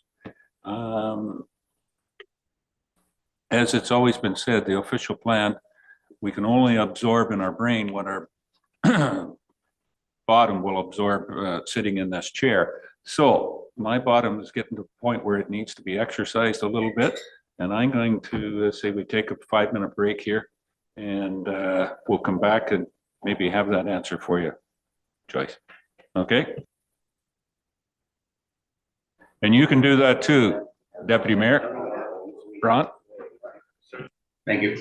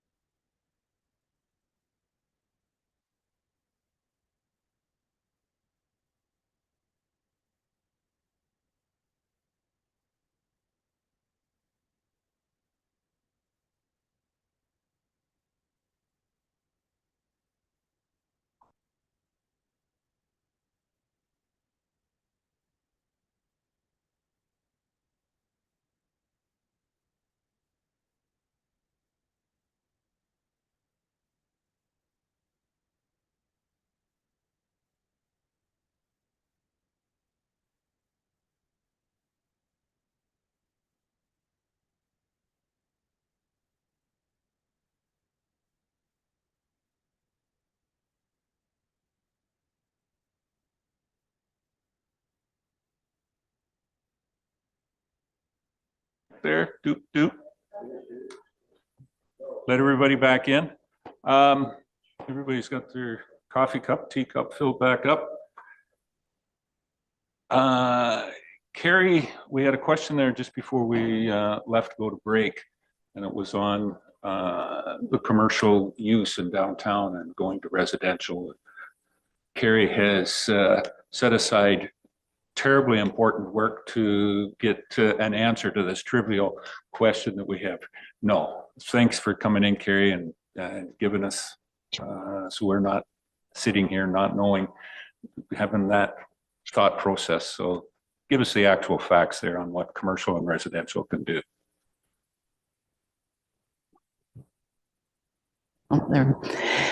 Yes, so the taxation will depend on the zoning and the use.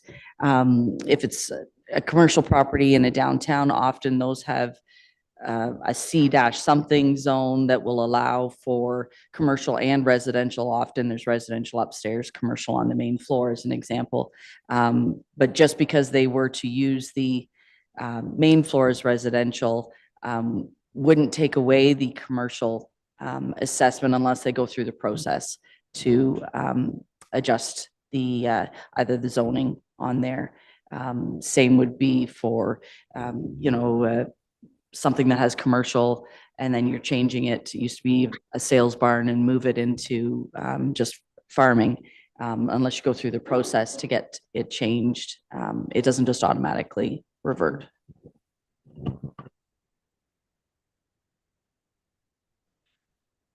Yes, exit quickly before we come up with another one of these taxation things, Gary. Oh, we've got that one solved. So yeah, it would come under, and I guess biggest part of the implementation of this is what the official plan wants, and we want to continue with that commercial zoning downtown. It would come under the zoning bylaw amendment, and if it didn't seem to be correct, council would turn it down. And we would see where the appeals would go with that. But that's how that would be implemented under the official plan. Okay. So that's on E34 under that commercial portion of it. Are we going a little further here for clarifications? Jeffrey. I think this is still E. I don't know if it's 3, but there's a reference to the provincial policy statement affordable housing definition. And it's not our definition, but we're incorporating it into this document and aiming for a 30% target that matches this. And I just wanted to seek some clarification because I don't quite understand how this provincial policy statement is to be interpreted. We're talking about new housing. And so it says the lower, for both rental and purchase, the lower of either 30% of gross annual household income or a purchase price which is 10% below average purchase price in the region. So I don't see how you can have a 30% of the gross annual household income for a new house, which is not currently occupied. So that doesn't seem like a usable standard. And the other one, 10% below average purchase price. We did have somebody talking to us about building townhouses and said they were affordable houses because they were 10% less than the average house price in the area, but the average house price in the area are detached houses. And so, yes, that townhouse is definitely less than a detached house, but that doesn't, in my mind, doesn't necessarily make it affordable housing. I would have thought it would be 10% less than another townhouse. But I just wanted to seek the planning experts' opinions about how to interpret this, or is it still just going to be a gray area forever and ever?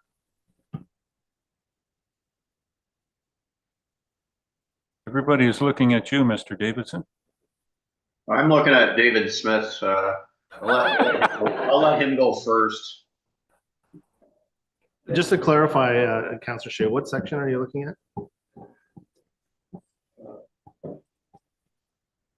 E2.4.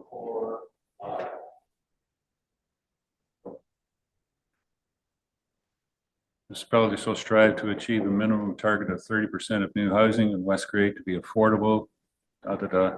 Principal policy statement defines affordable housing as.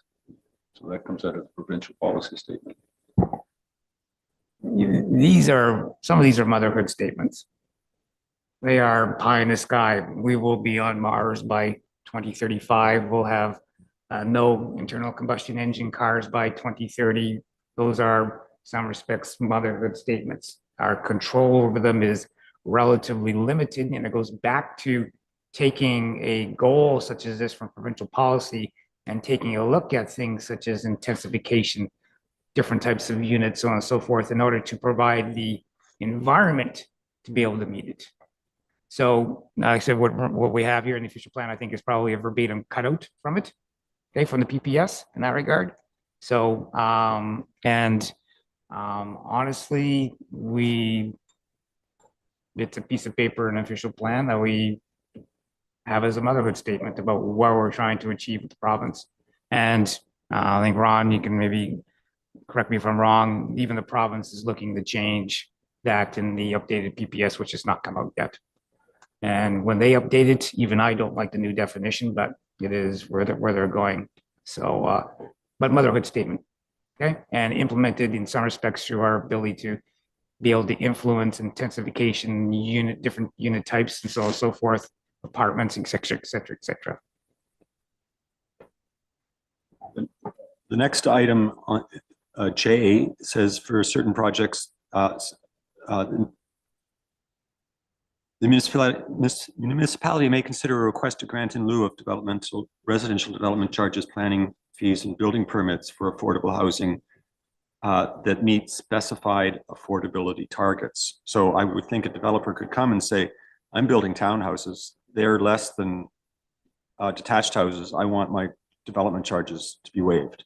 And it's in your official plans, so you have to do it. Right. And then the devil's in the details is the thing you pointed out. We have roughly, 3 or 4 lines in an official plan, reviewing that and its intent and so on and so forth. I think we go far beyond that. It doesn't say, give me back money. It gives an indication within that. So, maybe some lawyer would tend to disagree with us, but in terms of, as you just mentioned, here's my townhouses, here's the 10%, give me money.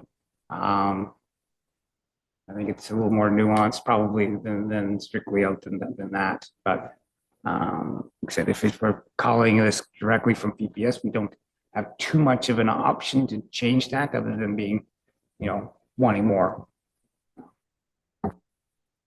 I think the one word in there that gives me comfort in looking at is the municipality may consider. It doesn't say that we shall. It's a may. So it's on a individual basis, and does it meet the targets of West Grade thought process? But it's that may that gives me confidence in it. Carl. Yes, through your mayor, that's correct. Most of the statements in here are may, and it does talk about specified affordability targets. So you could specify whatever affordability targets you choose. It doesn't necessarily have to be the affordability targets in this document.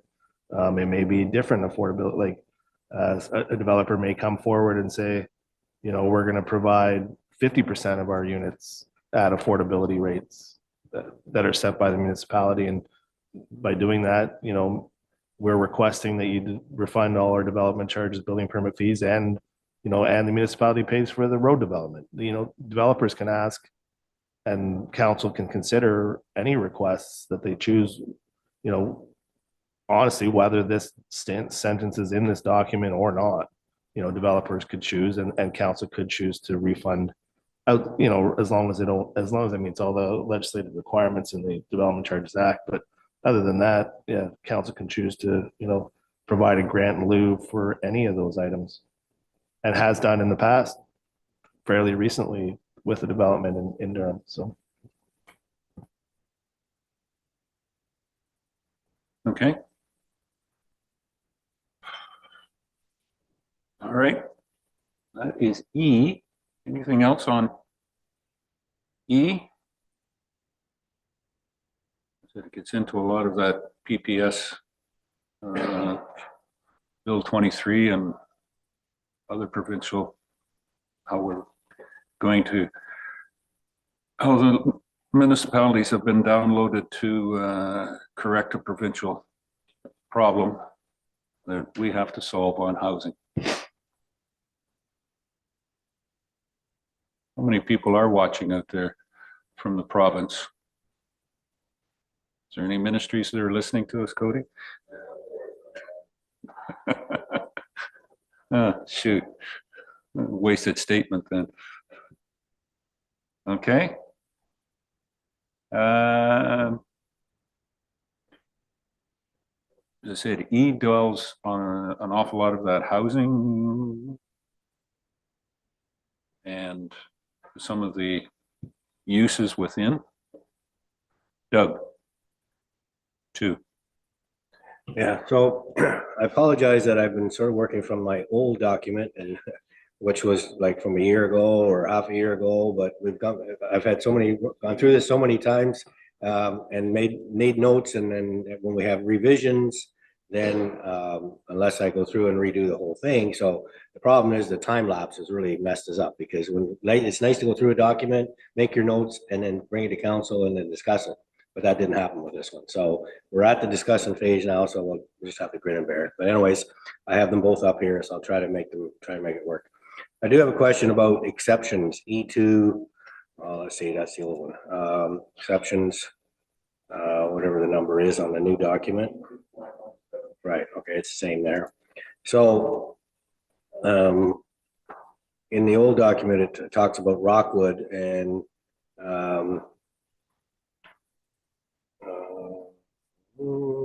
record of a part, a record of site condition. This is under Rockwood. Right. A record of site condition addressing historical use of the site and possible soil contamination shall be submitted to the municipality when a detailed development proposal is being considered for this site. Is that done? Like, was that not something we should have done before we get to this point, or is that something it's obsolete and it should be out of here now, or where are we with that part, that statement?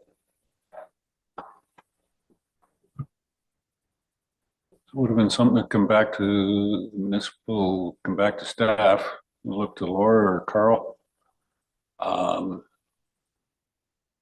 going to step out on before we make any comments. I believe that part and parcel of that was that the county purchased it. It was one of the exceptions that they had in there, and it was the county has done that environmental work on the site condition. It used to be a gravel pit. The extraction, right? We don't need it in there then? Like, I'm not sure why it's there if it's at this point.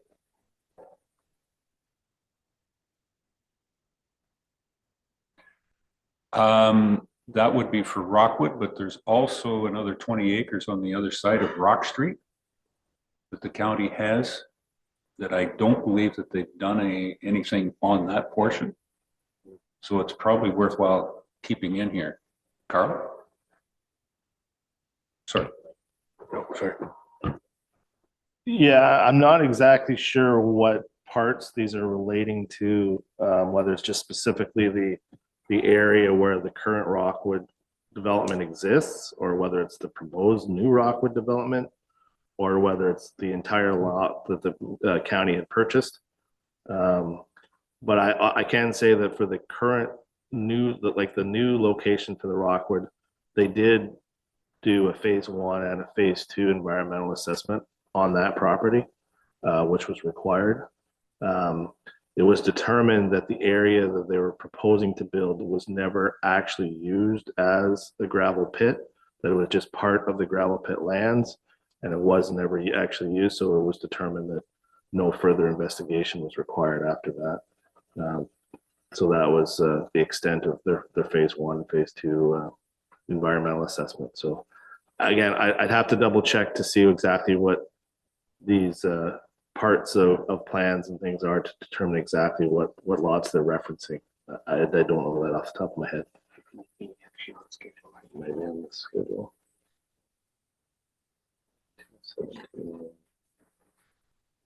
I don't know, maybe Ron, do you know specifically what lands they're talking about and why that exemption's on there? I cannot recall. That was a long time ago.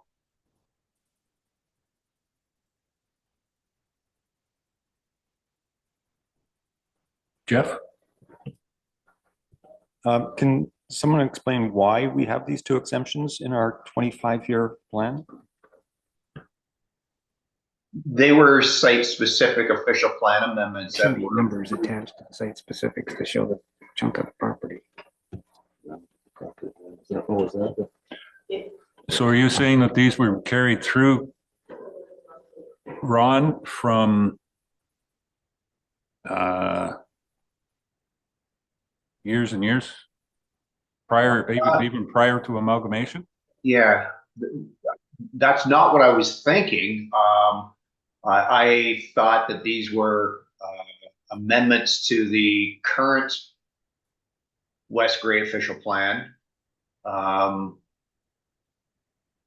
But I could be wrong. I can't recall.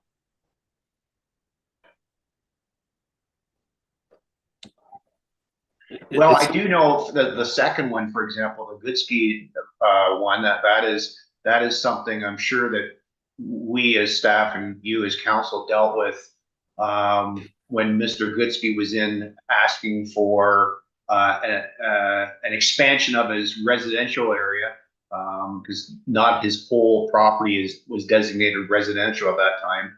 And I know that happened somewhere between, let's say, 2012, when the official plan was prepared and approved, and likely 2016, 2017. And Mr. Mayor, you were around for those discussions. Yes. That was in a prior life. Yeah. Yes, we have time maybe to clarify that, and I think towards on those amendments, when we do get it back, that we can check on that to see whether this language needs to still be in there or whether it's all been rectified. David? We need to take a look at the mapping. So, we take a look at the legal description and the 217.1, that's awful long, right, for us to find. Usually, that's why we use E217.1 and usually attach it to a tag to the map with a boundary on it, a dashed line or something like that in order to be able to find it. And we need to take as the mayor's mentioned and you have mentioned, take a look and see whether or not we got the right property and to make sure we have an appropriate tag. Going through a legal description like that and trying to find that, you can't do that. Use a map and a simple tag and see. And then the second part is, as you mentioned, whether or not the tag is still applicable 2024 is question number 2. So. Okay. All right, so we'll follow up with a little bit more of that when it comes forward to us after everybody has made the adjustments, and that'll be less than a week, probably be on the agenda for the 1st of February. Legislative. Okay. Yeah, that was a good deflection. Anything else, Doug, too? Yeah, so I'm satisfied that we leave it with staff to clarify that. I'm just curious with the Goodsky one. There was a renewal process that we went through and things had to happen within a certain period of time.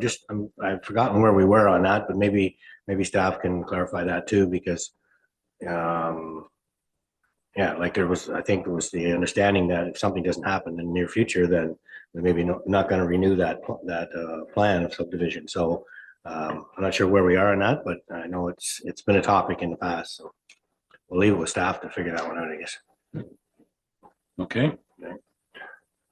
Yep.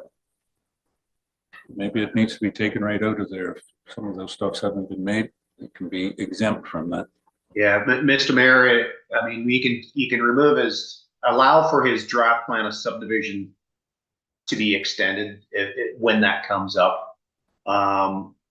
Whether or not you actually change the official plan on them, kind of have to be careful with that one. You might, if that's your intention in removing this special policy, and I don't know if that's what's being discussed here, but if it is, just be careful because you might have to give further notice for the public meeting for this official plan if we're going to be changing people's land use designations.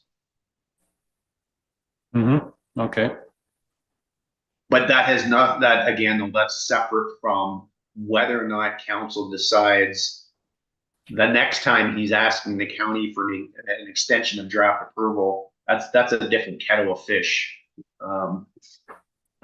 You can have that discussion, at that time, I would say. okay. All right. So that's E2 on those exemptions. Got good clarification there, why it's in here. E3, do we have anything there?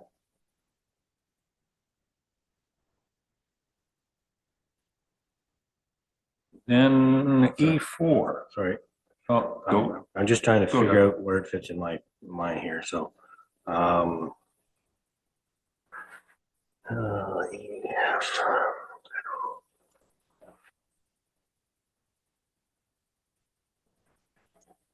Well, it's down commercial. General policies under downtown commercial. Is that? That's E3. Okay, so just a comment about general policies. It's D and the one I'm looking at here, but it mentions that sorry. That's not what I want. Sorry. Sorry, I'm wrong. It's F2.2, but I'm not sure if that's here. It's called.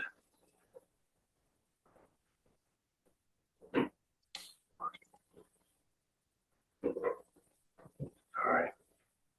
Lost.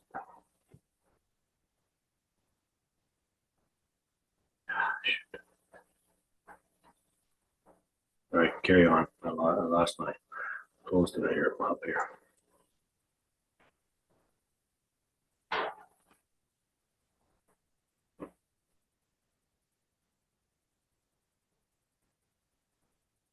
Got that addressed, Doug?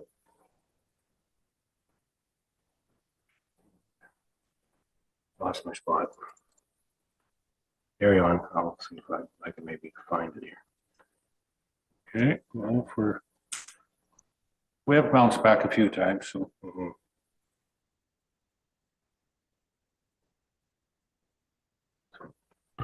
E4 is downtown commercial transition. Anything there?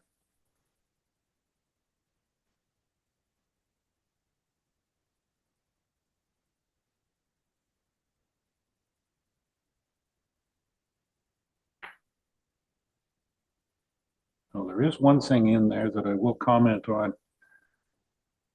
Just E4.4, the general policies.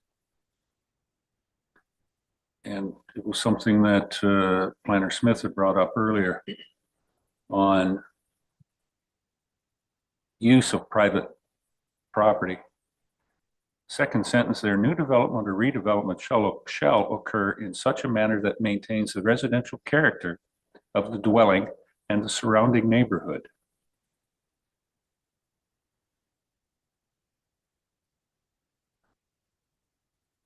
One of those ones that interpretation could lead to, well, it's single family, 1 story, red door, 2 steps up. Sometimes you can get way into that, but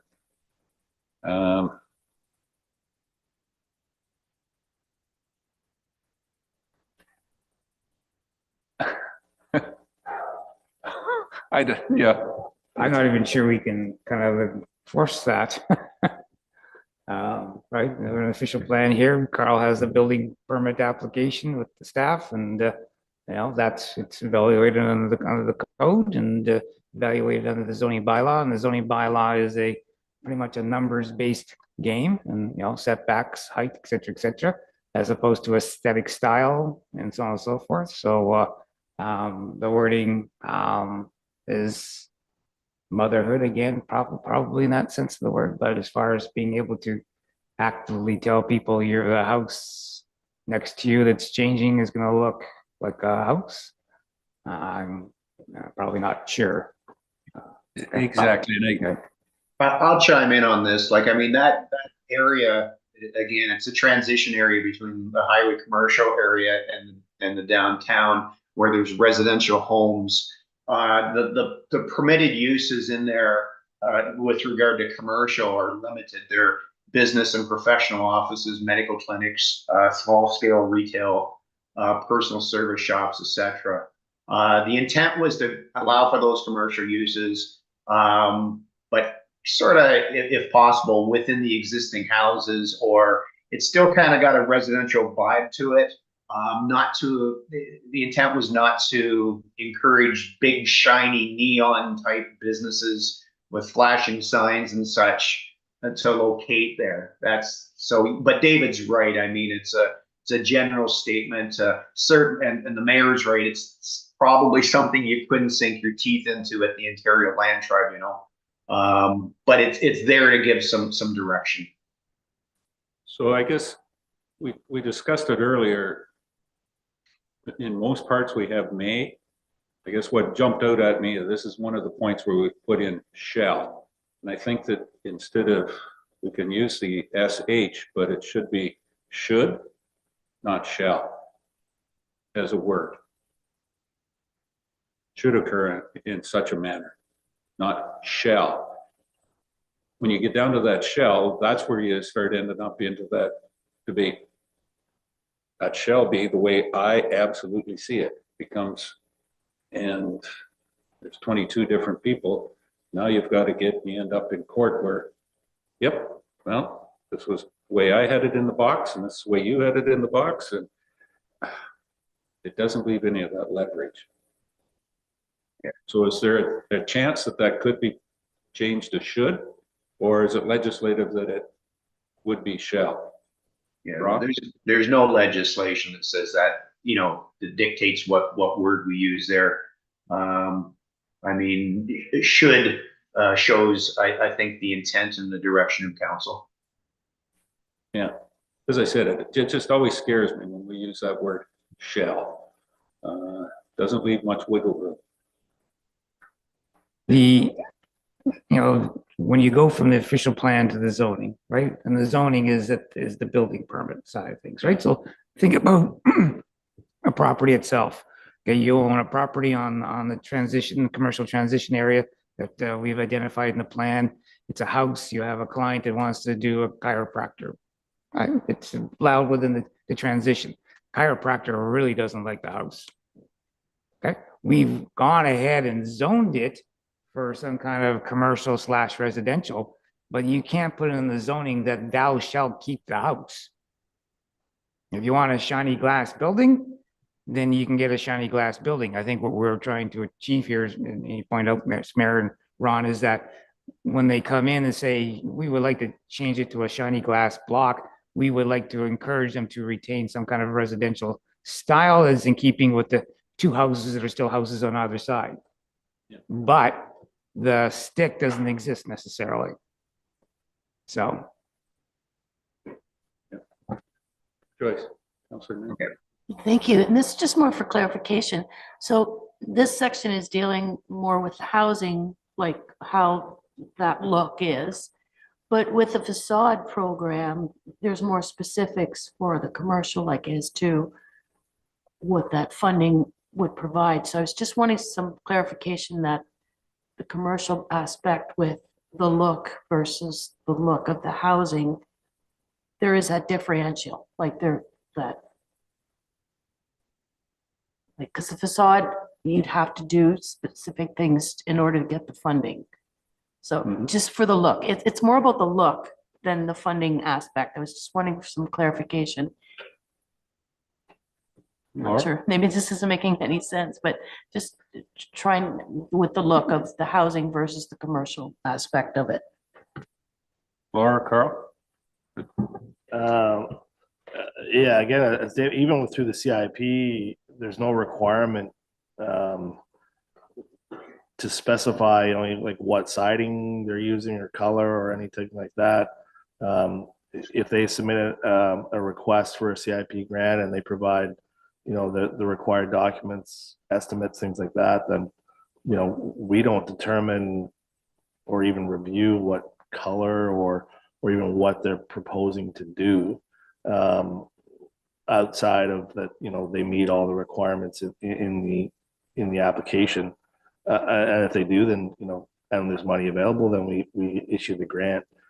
It really does have nothing to do with whether it looks like a house or looks like a commercial. Right, it's more the use of the building, and as long as it meets the requirements, then we would approve the grant.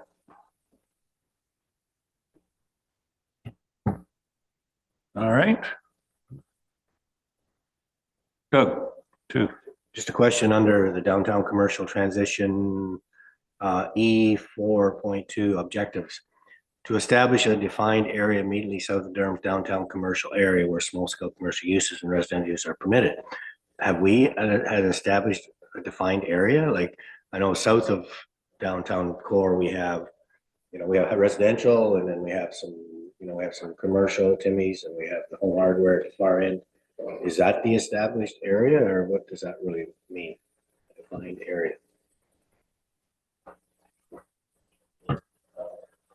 Well, there should be on Schedule A, a designation entitled the downtown commercial transition, which does define that area.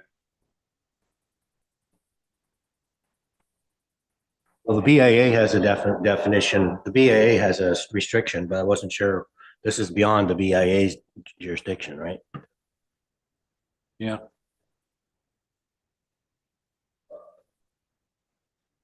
So the map included with the agenda, page 91, the map is titled Land Use Plan Durham. There's a red area, which we consider the downtown, and then there's a pink area to the south of it that we would consider the transition. So there is a legend, I believe. Yeah, so the land use designations are at the bottom there where they talk about the legend with the colors, and the red being downtown commercial and the pink area being the downtown transition. Yeah, it's on the map there or on the TV. So that pink area just to the south of the red area would be what is considered the transition area. And anybody looking to develop or do anything in that area would have to meet the official plan requirements for that specific area. Little less restrictive, like the downtown core we talked about earlier would require, commercial in the front, residential only above or at the back. And then that transition area is a little more lenient towards residential uses. And then once you get outside of that area, again, you're even more residential and things like that. Highway commercial. Gets highway commercials on the main road, then in behind, to the east and west of that area, then it gets into residential areas. Mm-hmm.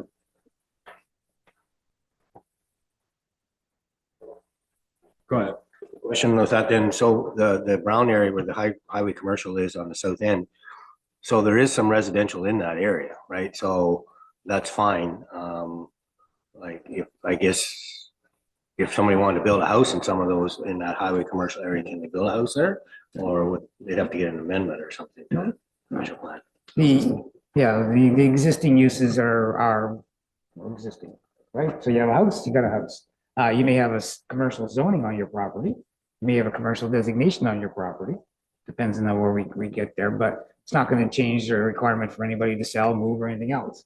If they wanted to expand the building in a commercial zoning, they'd be able to do that under a minor variance, right? Because the intent of council is for the area to be a highway commercial area.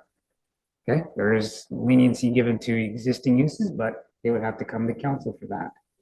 The transition area recognizes that those parts of town where we have houses, but they're on extremely busy roads, right?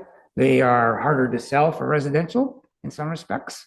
So they provide this, this mixed area where it's some of this, again, the chiropractor side of things, the lawyer side of things, real estate agent kind of things that may be able to use and fix up an existing house for business kind of thing may fit into it. And it gives them therefore that flexibility considering how busy of an area it is for residential. And we didn't remove the residential. Okay, it's still allowed within that. So it's a kind of a funky flex area within that. But when we get into the highway commercial, the intent of the official plan is that it will at some point in the future be highway commercial. Whether or not that's 2 years or 200 years, the current plan, then that's the intent. But an existing house, no problem at all. You want to expand your existing house, you will have to come to council for a minor variance.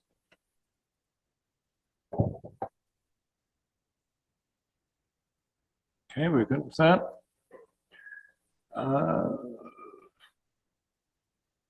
That was E5, right? E4, sorry, yep. Back out of the maps, anything else on E4? E5 is the highway commercial, which in Durham is the south part, and Newstead more towards the north part as you go up Main Street.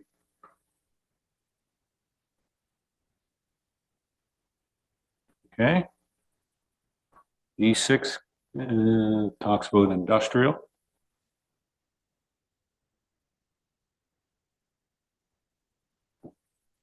Go ahead, Doug. Oh, so again, referencing the map, so the gravel pit down in the right-hand southeast corner of Durham is a gravel pit, and it's classified as industrial. It's somewhat of a non-functioning gravel pit.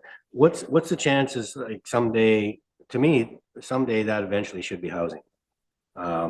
What is we don't have to do anything like considering this as a 25-year plan. We don't have to do anything with that to potentially use that for housing someday if we designate it.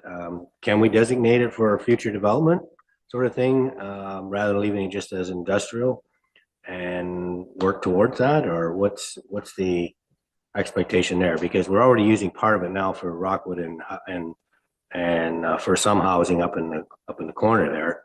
But to me, I think eventually this whole thing should become housing just because of the nature of where it is and how active it is. One of our planners like to weigh in on that one? So I'll start. There's a licensed pit on there, so we have to be careful in fairness to the owner. I don't think we want to change his land use designation from industrial until he's done, or at least partially done, if he starts surrendering his license and phasing. There's also the question of, do we know? Yeah, we know we'll need some additional land for residential at some point, but is this the place for it? Or, I mean, we've got some industrial land uses in that area. We want to continue to encourage industrial growth in the urban centers. Hopefully some of this land will be used for industrial purposes in the future. But in the short term, I don't think we should change it because there is a licensed pit on that property.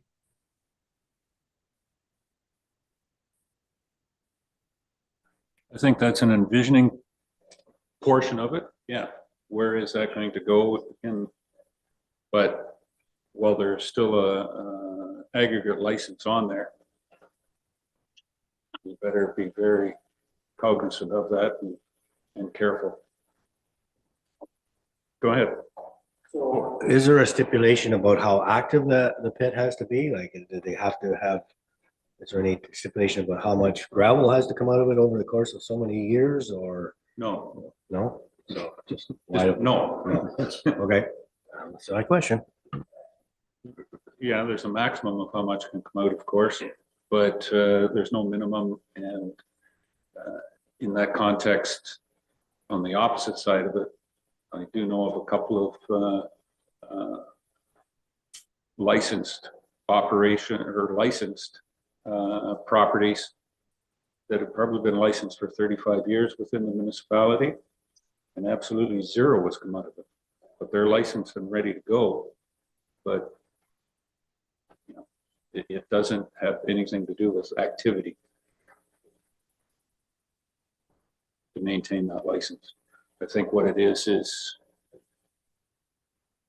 $275 a year to the ministry to maintain the license, something like that. Anyway, there's a monetary portion to it. David, maybe you know what the number is. Sorry, the dollar figures I couldn't speak to. The one thing I would say is a gravel pit is not in active operation, as in I pay my license fee per year. I like to keep it because I can now control land. And we also have to take into consideration a licensed aggregate operation when we deal with surrounding land uses. So for example, it hasn't been used in 15 years, but all of a sudden they start to extract gravel. I can't build houses next to it. Right, I have to be a certain distance away. So the land use for industrial kind of provides us some buffers within that.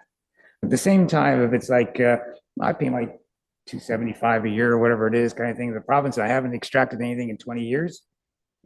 I would say to the municipality, we should talk to the Ministry of Natural Resources and Forestry about this particular license and saying it's within an urban boundary and it is holding up development. But that's down the road kind of thing. Right now, the industrial land and all the rest of it works well with it. And every town needs a mixture of residential, commercial, highway commercial, recreational, its natural environment, and a place to have an industrial park, light or heavy or whatever you want. So.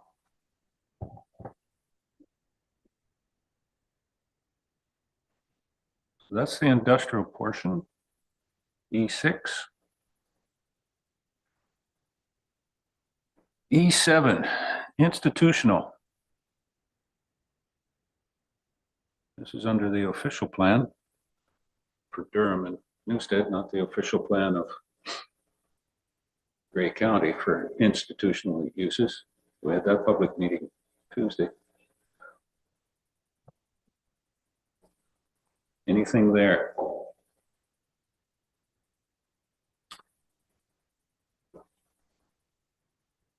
Now we can move forward.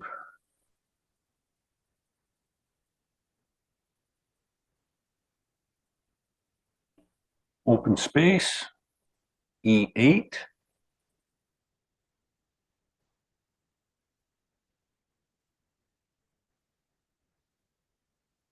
addresses everything we have there. Doug, two. May I just make a note that there is a section called E8.5 called trails. It's interesting. Just thought I'd bring that to people's attention.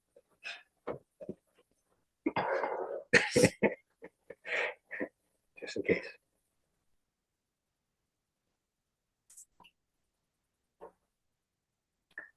E9. Environmental protection. EP lands.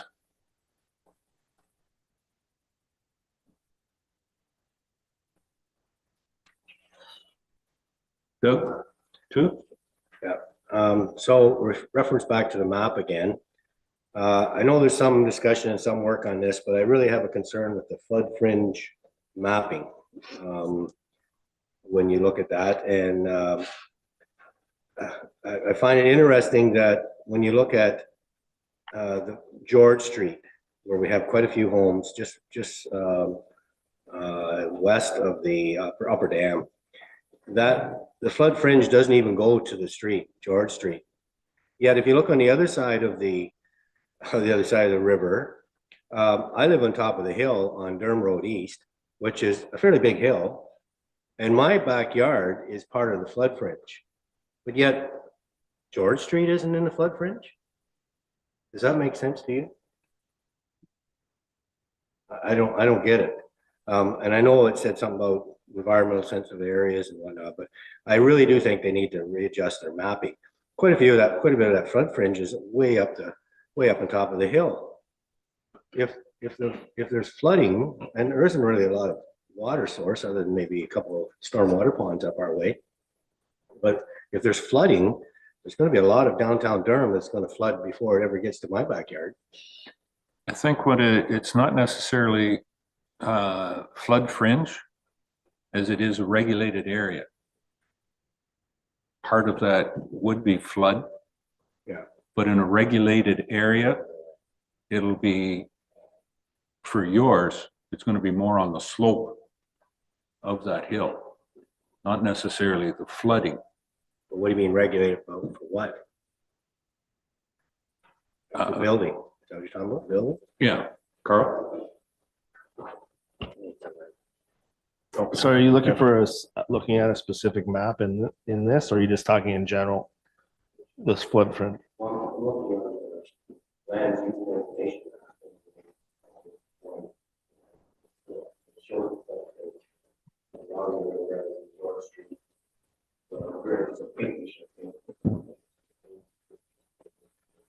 The flood fringe is green. Yeah, flood fringe is green. The regulated area is the pink hatch. And sorry, and yeah, the regulated area would be what we would consider regulated by conservation authority. So they don't just look at flood, you know, they're looking at erosion control. So likely in the area that you're talking about there, south of Durham Road, north of the river, would be because it's a, you know, a fairly large embankment. And, you know, there's a good hill, as you indicated. So those would be the things that would be regulated in that. It wouldn't necessarily be the flood area. Yeah, the flood fringe on this map would be the lighter green area, which is not a whole lot of on this map.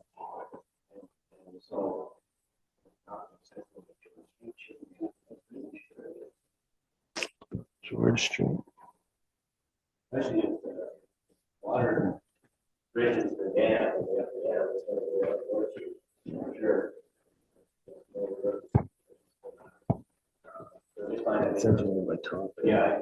It's engineered, I think it's engineered. So, and I'm not obviously familiar enough yet with Durham and the area, but some of the downtowns or some of the urban areas are engineered floodways and flood fringe. I live in Walkerton. The floodway and the flood fringe and the two zone thing is engineered numbers, not quote unquote guesswork, if you know what I mean. And the engineering numbers pump back the mapping. So I'm not sure again if Durham is an engineered floodway and flood fringe. If it is, those numbers come out of an engineer's report, which translate into a map from the Conservation Authority, which both the county and the municipality bring in verbatim because it's an engineered report. And there's no if you want to discuss or contend against it, you contend against the engineering report that provides the mapping. The regulated area is based on the Ontario regulation that SVCA works under, and they're buffer within that. So they not only take into account, as Carl mentioned, the steep slopes, but also some degree of a setback from that, as opposed to right to the edge of it. So it's got the hazard, the natural hazard kind of thing into it, plus a buffer for their review within that. And it's provided for as much information purposes to people so they know what's going on. Back to your question, your concern, Mayor, in terms of regulation for the Conservation Authority, because I know my neighbor, when he tried to build a garage in his backyard in that regulated area, then there was a fee of $300 or something for him to build there. But meanwhile, it's pretty much flat land, but further back, the hill does drop off. So, you know, again, it's, you know, does that, all that land need to be in a regulated area? The Sure, so. the municipality can pay or work together with a conservation authority to refine mapping. But it's a joint effort within that, and I'm not too sure. Probably know. And that's some of that mapping that is going on right at the present moment with the Conservation Authority. I don't know whether it should be out here in 2024 for that portion of the flood mapping in Durham, basically on the creek. You did mention that, yeah, if the river overflowed at the upper dam, McGowan Falls, that, you know, it's going to come right down George Street. Was engineered and whatnot there, that if it was, it's not going to come down George Street, if I remember correctly. It'll go and it'll probably impede on our wells and whatnot that we have, the municipality has on George Street, and head south down through there. Oh, our director of finance, where she lives, it'll be in her backyard.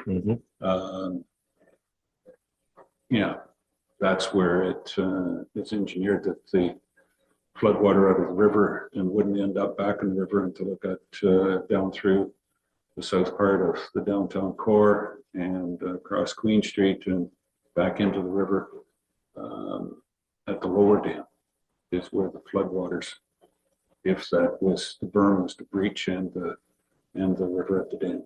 I remember doing that when that work was done on George Street. Once the high school was removed and the residential part was going in there, that was all, that's where it was engineered, and that's why it shows up. The lines show up the way it does today. Yeah, and so there was some discussion, preliminary discussion when we did the mapping with the SVCA and the consultant that was hired to do that mapping for the Durham Creek. There was a lot of discussion in how they were going to incorporate the Saugeen River and the possibility of, you know, of a breach and how that would be included in that mapping. And the scope of the project was expanded slightly to include some mapping of that area to determine, you know, where that water would flow and how that would affect the Durham Creek if there was an issue. There was part of the discussion was that the mapping for the town of Gray is on the older side. It hasn't been done for the entire area for quite a long time. So, and we were trying to expand it as much as we could within the budget that we had to incorporate, you know, as much of that as we couldn't do it all, but we are doing, you know, a little bit of that Saugeen River as well, just to see how exactly it will affect the Durham Creek if there ever was an overflow at the upper dam there.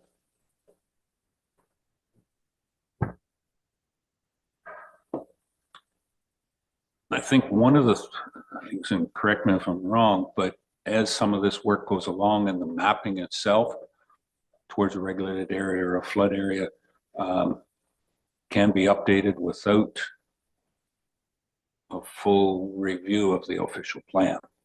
Am I, David or Carl? Yeah, that's correct. I know our current zoning bylaw has some wording in it that, you know, through approval of the Conservation Authority, mapping can be revised. You know, it's very difficult at this scale to determine exactly where those lines are or where they should be. So through site investigation, SVCA will do site inspections and provide, you know, accurate mapping on a lot by lot basis.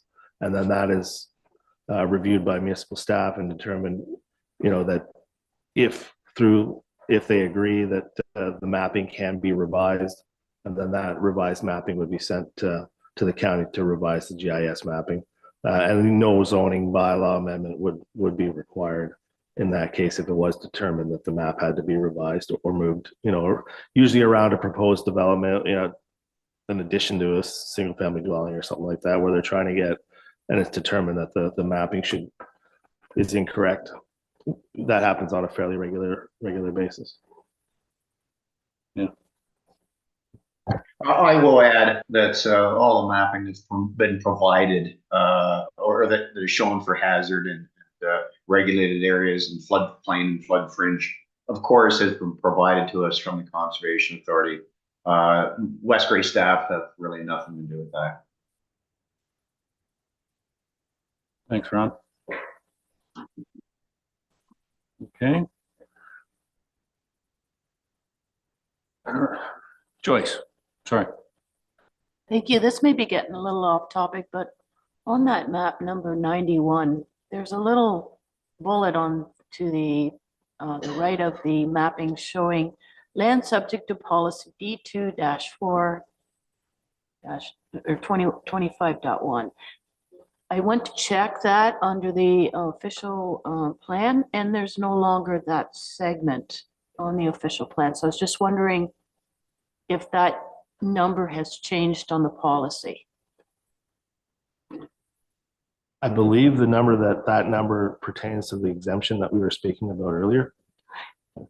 It's the number doesn't That would matter. be under E2 Correct. The number, the number has not been updated. That's Okay. That's why I believe that the exemption that was noted earlier for Rockwood, Yes, that's not Rockwood property necessarily, but that's, you know, land that Within was that area. incorporated in that, the county. So I'm not 100% sure. I'd have to check the property to determine whether the legal descriptions match, but that's likely where that exemption lies. And then that number should, you know, match the existing exemption. So that's just something we will double check that. thank you.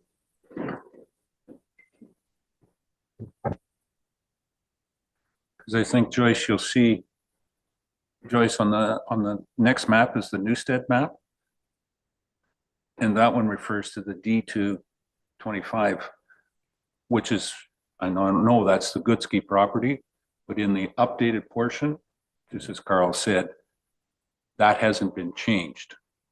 There's a little slight oversight there, I would say. But in the new coding, it's E, I think E2 something now, and yeah, and in the old one, the maps have come from the old official plan, and that wasn't identified. So before we bring it forward, I guess that'll be something that will be done.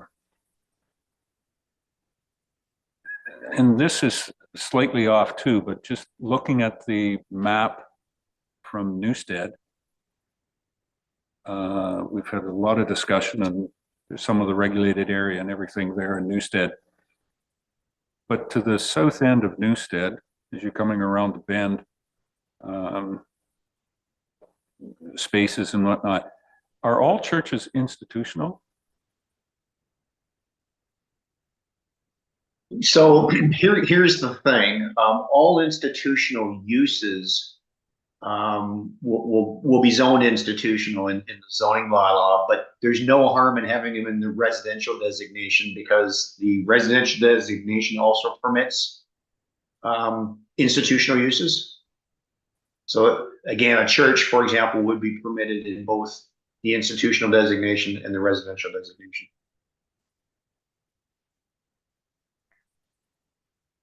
We have to take a look at is when, kind of where a church or religious building is located. When it's kind of buried in a residential area, we probably leave it designated residential because we don't want to take advantage. We don't want the property to be able to take advantage of all the wide range of institutional uses permitted in the official plan in the residential area. When it's out on a roadway or on an arterial or something like that, then the designation for institutional may be appropriate and it can morph within that designation overall. But buried back in a subdivision at times, it's better off probably to leave them residential and the ability still to zone it institutional with some you know, caveats on it. But as Ron mentioned, it has that, it's both. It can be both. Okay, yeah, just, it's one of those ones that comes up, the one on Jacob Street, just up from the brewery is, well, it's either in downtown commercial or future development. I'm just not 100% sure where it is in there. I don't think that the residential, well, maybe the residential does catch it, but yeah, I know the church is right there and it's right on the road and whatnot, and it's not institutional. But through the zoning, as you said, David, it could be that. Okay. That was the mapping aspects of those. Back to, where are we at? E.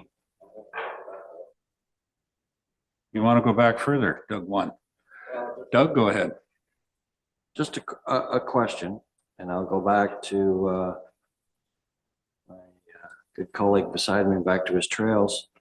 And understanding this is a kind of a big, broad umbrella document as opposed to specifics, but we do use some of the trails for multi-use. And in here, it talks about walking, cycling, cross-country skiing are promoted, I guess. So then when we do multi-use trail, like we're experimenting right now with the snowmobile club, is that a specific outside of the official plan type of thing that council does over and above? Or could somebody hold us to the official plan and say, you don't say anything about multi-use trails in town? This is a question for Ron. Can you, Mr. can you please take me to that section? What section are we talking about? At E8.5.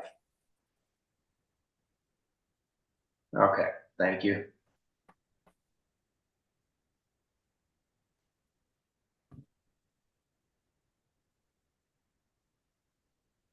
And you would like to see, you're thinking you'd like to see something in there about like motorized vehicles?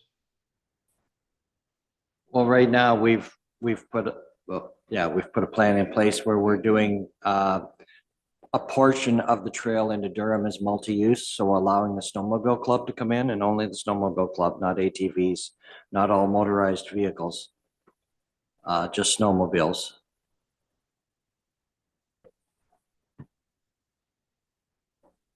Sure. Yeah, if that's the consensus here, we can certainly add something to that effect. Just making a note here. Mr. Mayor, if I could just add that we're doing that as a pilot for the one season, and then council will determine if it's going to continue. So I'm not sure we want to make that change just yet until we've made that determination. I mean, if you, on that note, if you don't include it now, I mean, doesn't mean you still can't use it. If council decides after this test pilot that you decide that you want to use it for other purposes as well, I mean, there's nothing to stop council from allowing that to happen just because it's not mentioned in this particular section of the official plan.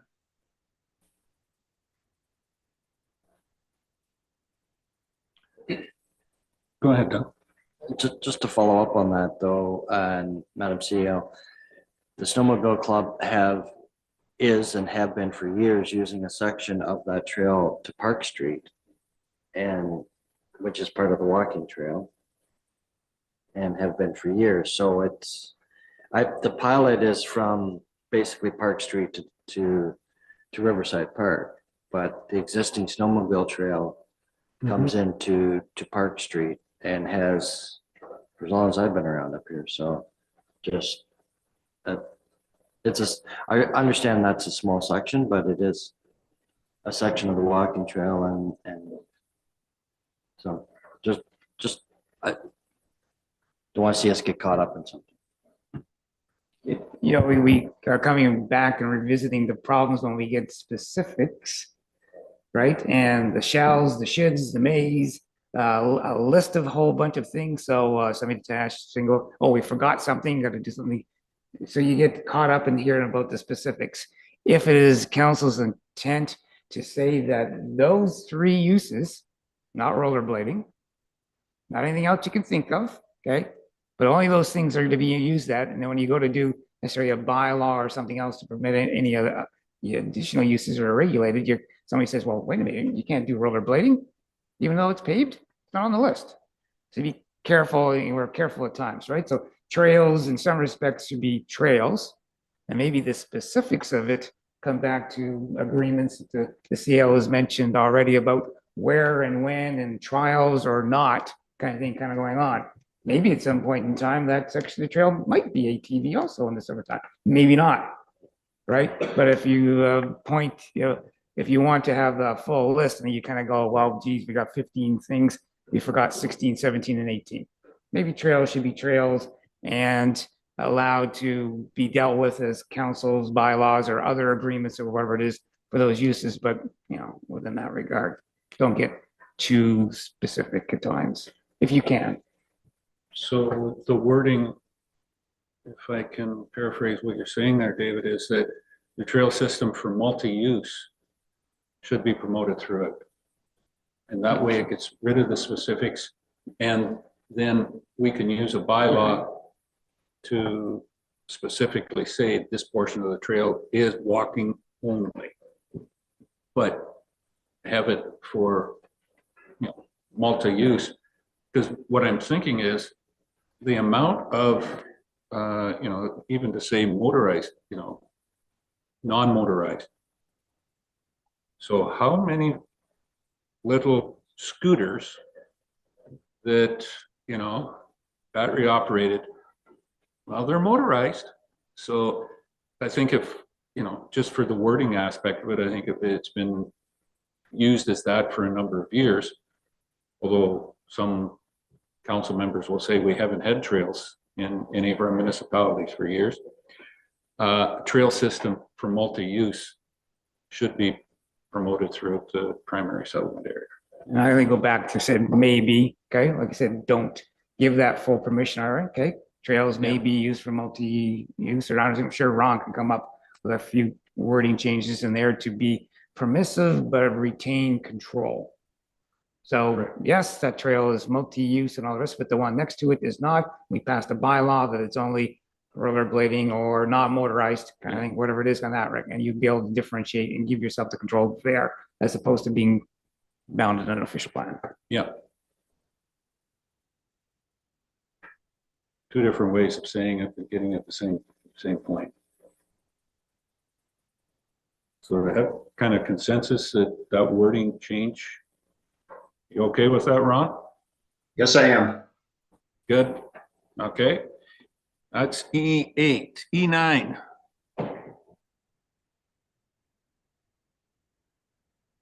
Under that EP area, I think we've gone through that.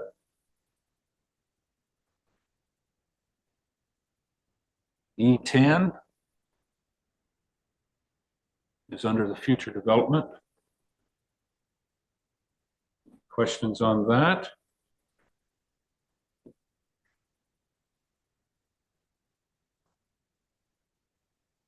No? Oh, then we get into the lovely one of exceptions.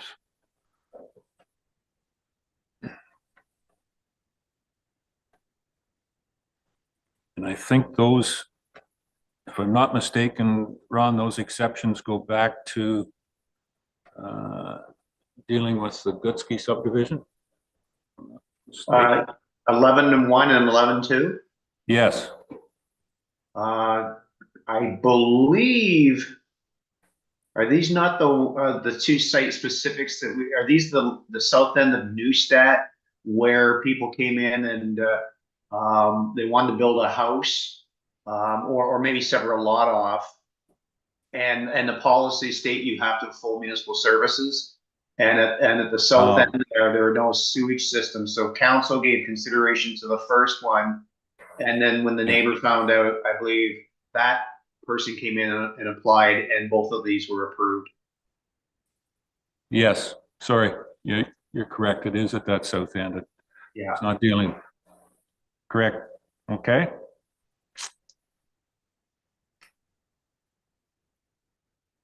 Those two didn't get lost. Then it's F1 into environment.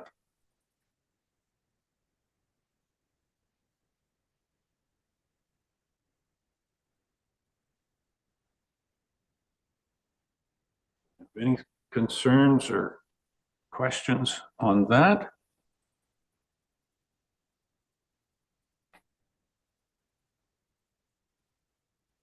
A lot of this will be under the mapping and whatnot in the jurisdiction of conservation. And in line with the provincial policy statements dealing with natural heritage features.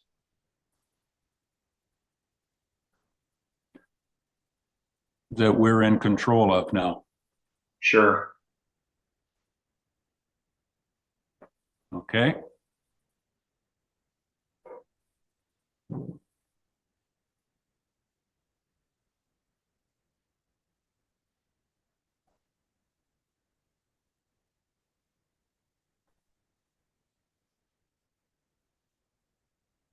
Anything else?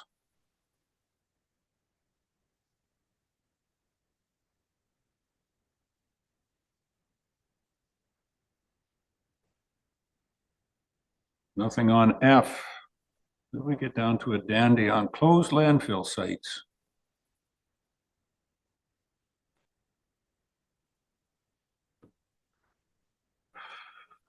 And ideas and regulations and taking into contact on that.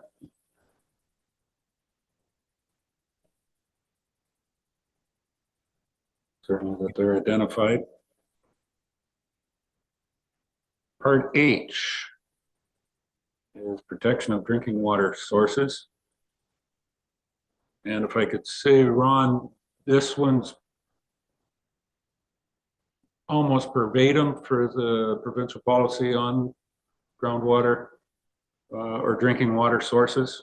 Yeah, absolutely. And also in keeping with the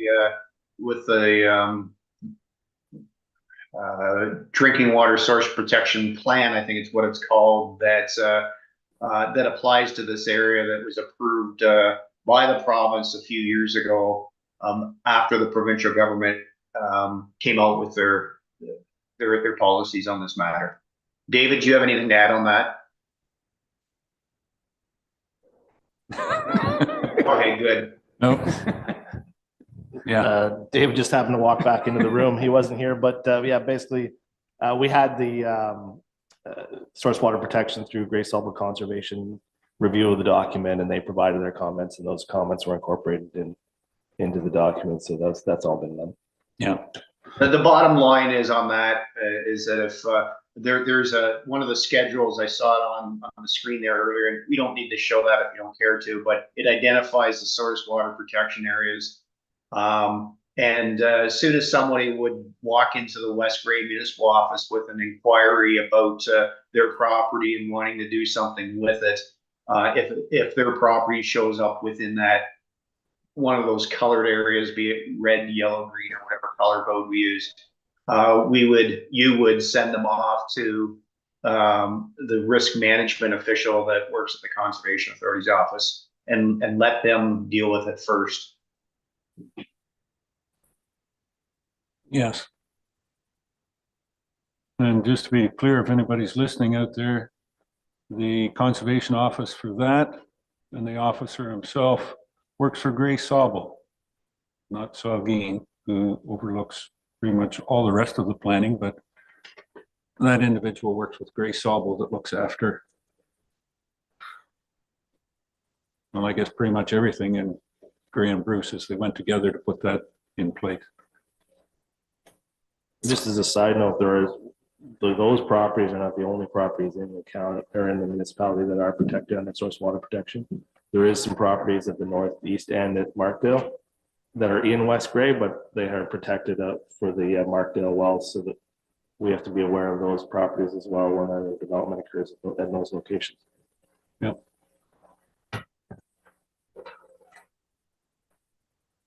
Okay. Groundwater and watershed management. I think still comes under pretty much that portion of it as well too.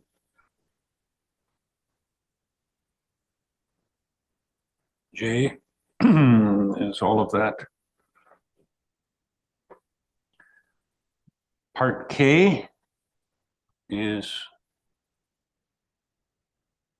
infrastructure. Now, any development going forward will work with that.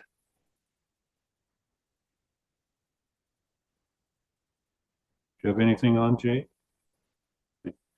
Kind of jumped through that. That's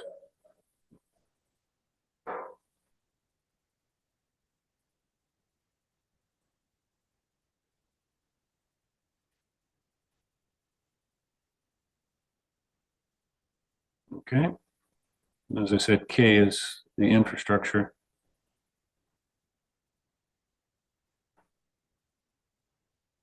Dealing with roads, streets, from MTO to county to municipal.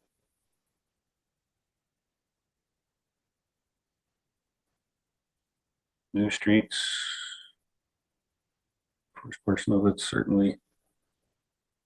Transportation, active transportation. Pursuit of connection with existing trails and future trails.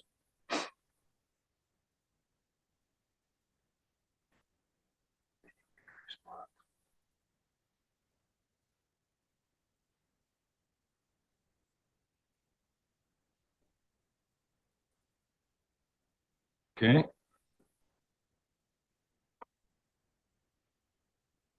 That's where we've come in on the lighting.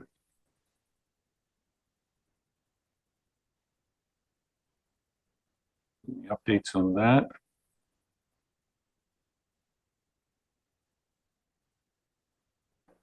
Jeffrey. I think there were some comments or references in an earlier version of the plan that are not here, and there's some things that are here that weren't in an earlier version. And I'm wondering if maybe we should try to incorporate both. So I have a few minor adjustments that I would like to suggest.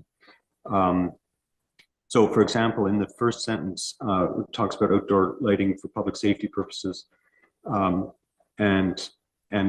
talks about light pollution. And perhaps instead of saying limits light pollution, we should be saying prevents light pollution.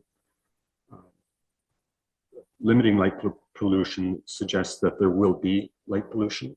And I think the idea is that light pollution is not inevitable. It's something that's preventable.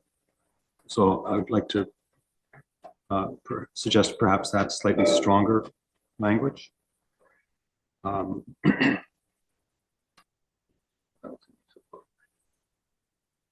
In the second sentence, one of the, we sometimes refer to the dark sky initiatives that the municipality has undertaken. And we did have a dark sky committee, I believe. We don't anymore. And I do believe that committee did make recommendations for the official plan. So that was an official document, I believe. But the restricting or control of outdoor lighting impacts the dark sky, but also could have impact on the surrounding environment. So, if we have, if my neighbor's light is, they've got like, I have a specific example. The pedestrian trestle bridge in Durham. At one point, some committee of councils, when I wasn't on council, decided that it'd be really nice to light up the waterfalls, the middle dam, so that tourists could look at it all night long. So they set up this like 10,000 watt light underneath the trestle bridge, shining towards the middle dam, lighting it up, made the dam look real pretty, and also shone directly into my bedroom window, because I live just on the other side of that. So that's a form of light pollution that isn't necessarily impacting the dark sky, but is impacting, other usages. So I was just thinking that maybe we should say into the dark sky and the surrounding environment. The previous version did make reference to the county official plan, and this version doesn't. And I wondered if I don't know how official plans referencing other official plans works. Does it make sense to include a statement that says the policies of section 7.14 of the county plan shall apply? Or is that redundant because they already apply? I guess that's a question for the experts. You can cross, yes, you could cross reference to the county official plan. Of course, that cross reference becomes outdated once the county updates their own official plan, but that can be done. Okay, given that we had that in before and that section of the county plan is very relevant to this issue, I would suggest that maybe we put that back in.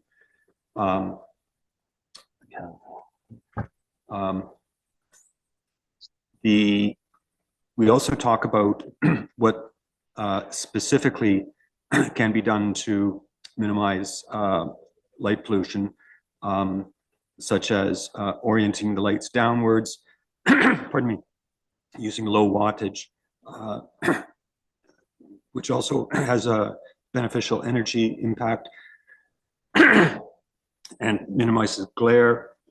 But where we say oriented downwards, low wattage, maybe we should also include warm in color. We know that police cars all used to have red flashing lights, and they changed those to include blue flashing lights because it was determined that blue light can be seen at a greater distance than red light or warmer lights. So if we can have outdoor lighting be a warmer tone, it will have less impact on the sky or neighboring usages. I'm thinking Mr. Shipwreck looks like he has a statement he wants to make about that. Sorry, just through discussion, David, Planner Smith and I were discussing just a couple of the previous comments. One is that as previously stated, like there's 2 layers of red tape or whatever you want to call it.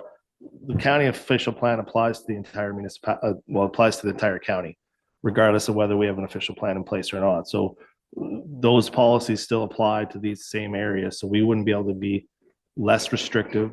I mean, if we want to copy or reference the county official plan just to have that information in our plan, suggest we just take those comments or their policies and stick them in our policies rather than actually having a reference. As stated, that reference, they may change their official plan next year, and now that reference is no longer valid, right? That reference to a section it doesn't exist anymore. So if we want to do that, I would suggest we just copy their policies that currently exist and just put them in our official plan. It's redundant, but it does provide some satisfaction to council. The other issue is you talked about things like the waterfall lighting and things like that. This document would not apply to those types of things. This document applies to any development that requires a Planning Act amendment. Again, right, like a zoning bylaw or minor variance. So if somebody decides currently they want to put a floodlight or something on their existing property, this document would not apply. Right? We cannot regulate through this document what somebody is currently doing on their property or what somebody wants to do on their property in the future, unless they are applying for a zoning bylaw amendment, subdivision agreement, any of those types of Planning Act applications. If we want to regulate anything else outside of that, you would be required to do a zoning bylaw, or not a zoning bylaw, but a bylaw that restricts those types of items. So again, we just have to keep this in mind when we're, reviewing those types of things that's specific to development that requires a Planning Act amendment. So you're saying that we could only implement ideas here for something that's being built, not for something that's done after the fact. So an existing house or business wants to add more lighting to their home, they don't need a permit for that. They just go ahead and do it. But if someone was building a new business, say a car dealership, and they said, we want to have, 1,000 lights over our cars and have those lights be on day and night. And that's a new thing. We could speak about that. Do I understand that correctly? Possibly. So if their current zoning allows a car dealership under the current zoning bylaw, and they want to build a current car dealership, and they meet all the required densities, parking lot requirements, setbacks, then they don't have to meet this document. Sorry, Carl, sorry to interrupt, but in that, just using that example, there would likely be a site plan application required. We have no site plan control bylaw in this municipality. So unless it's site specific to a zoning, to a site specific to a property, there's no requirement for site plan control.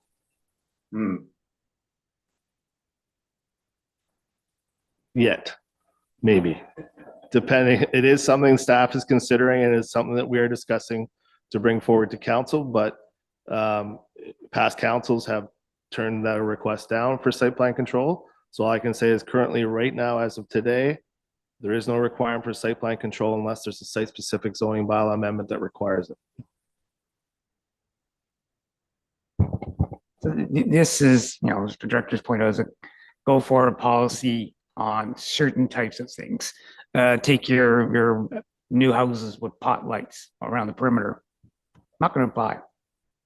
Okay, we may suggest to them that they not include, suggest, okay, because it's allowed under the code. Suggest to them they not have them because it's a light pollution issue, or could be, I think, but not going to apply. The municipality wants to highlight the waterfalls, applies to you with a new, spotlights or lights or whatever it is. Christmas lights on the Trestle Bridge applies to you, right? If it's your bridge, but those kind of things. But new subdivisions or even our proposed ones are going to be dark sky friendly in the requirements that we've been looking at with Public Works kind of thing.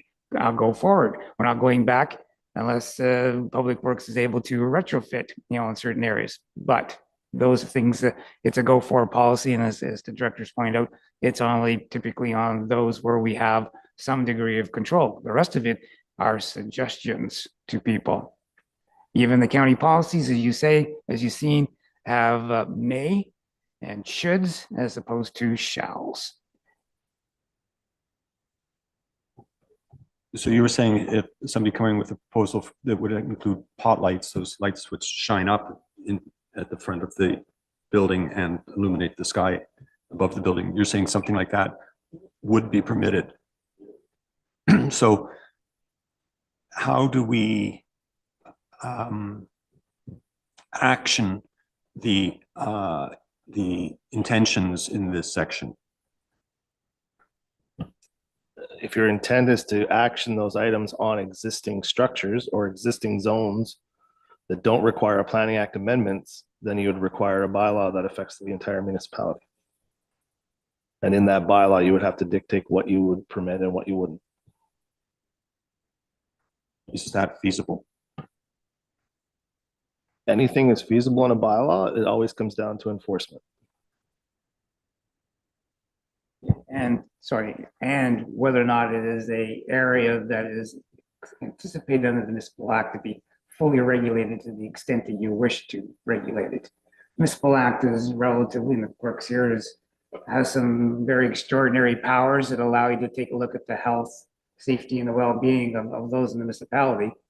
And if you're going to go down a bylaw route that is somewhat controversial, maybe if I put it that way, then you very much need to have the reasons why from a health, safety, and well-being perspective under the act in order to do so. But maybe the clerk can also speak to the powers involved in there as opposed to the Planning Act.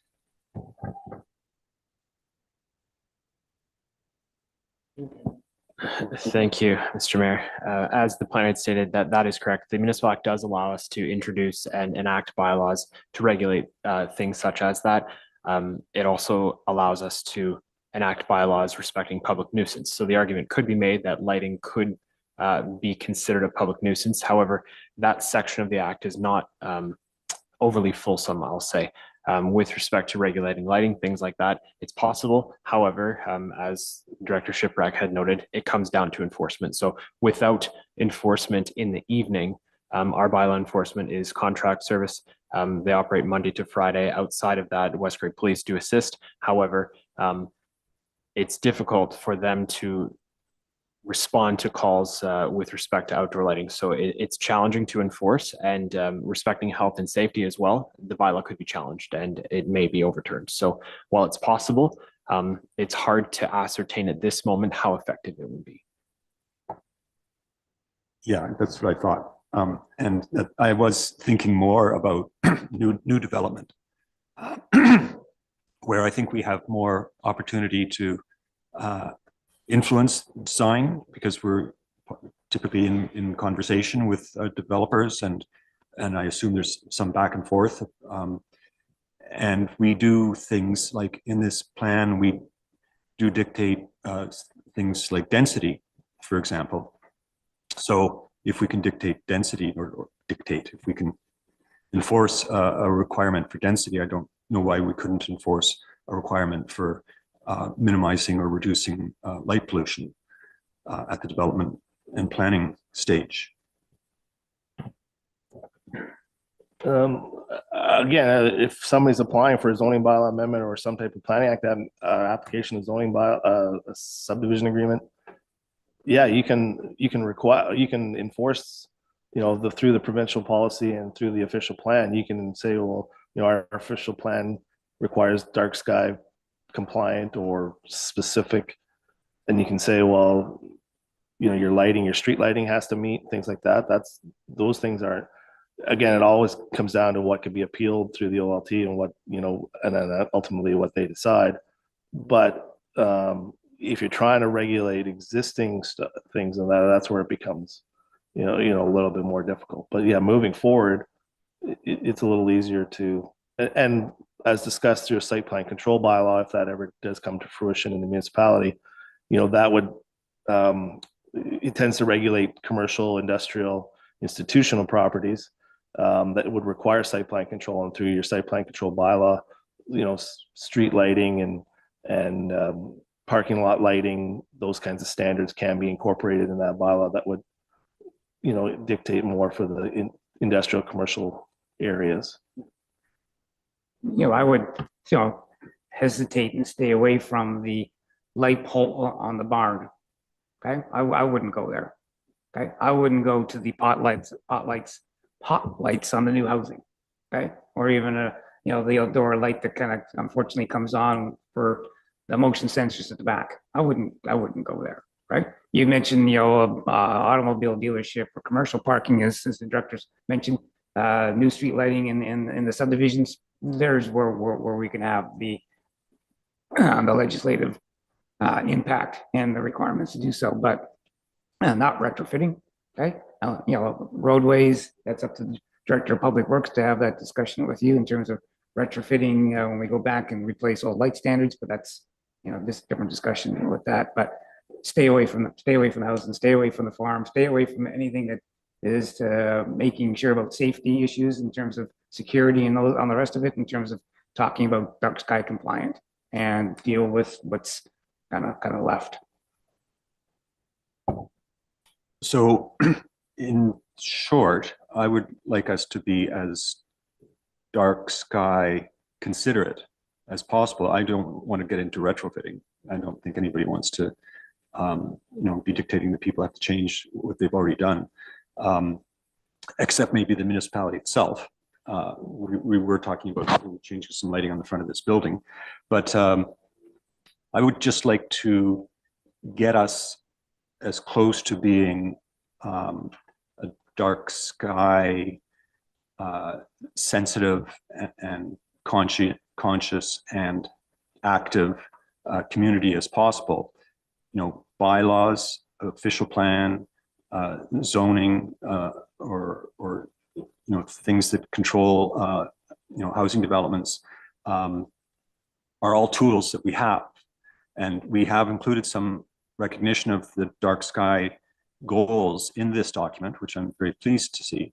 And I'm just wanting to make sure that we've got as many tools as possible without infringing on people's liberties, you know, that sort of thing. So I was thinking that strengthening some of the wording in this document might be the way forward, or is looking at things like bylaws or other tools going to be more practical. Looking to the, you know, the three planning experts on how best to achieve the goals of a dark sky in our community. Well, I'll start, I guess. Certainly, this is something that is typically dealt with through a site plan agreement. It sounds as if your council has had some discussions recently about, you know, the need for site plan agreements.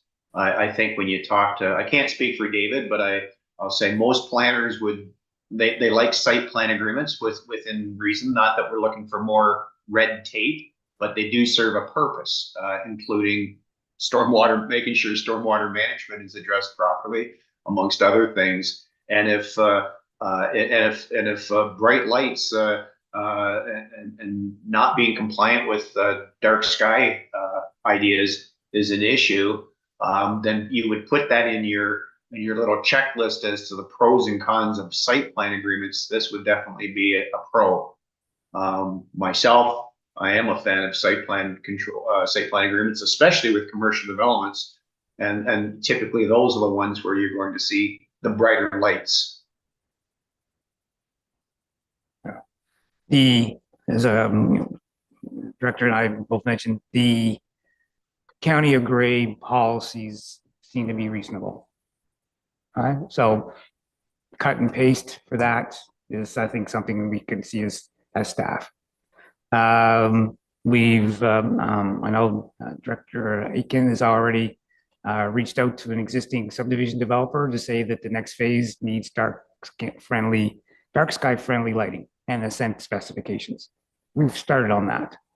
And then as Ron mentioned, we will discuss with the clerk and CAO, you know, site plan control discussions at the staff level, first of all, to see what's appropriate. But I would say I wouldn't put a property under site plan control to control a light. Okay? It would have to be a heck of a lot more that I think we need to control, especially on the agricultural side of things. The commercial and all the rest of it, which, you know, we have some, is where we should be at. And, the recommendations or the suggestions to people that they not consider pot lights or consider lighting when they do their housing design or landscape design, et cetera, sure, why not? Consideration for the municipality for its lighting and safety and so on and so forth, sure, it's fully within our control, within your control. I think Jamie wants to jump in, but I'm going to ask one question first. Under control and whatnot, we've gone through public health, and this is kind of a health issue. Has Canadian Health or Ontario Health, the Board of Health, recognize, similar to smoking, that smoking in public areas and whatnot is a health hazard, and we've put all kinds of regulations in place against that, you know, you can only smoke here, you can't smoke in a restaurant anymore. We've got beyond that. Same with lighting. Lighting, you know, has evolved over the years and whatnot. Is there any recognition from other points or that light pollution, that there is recognized light, that light is a polluter, and we stop?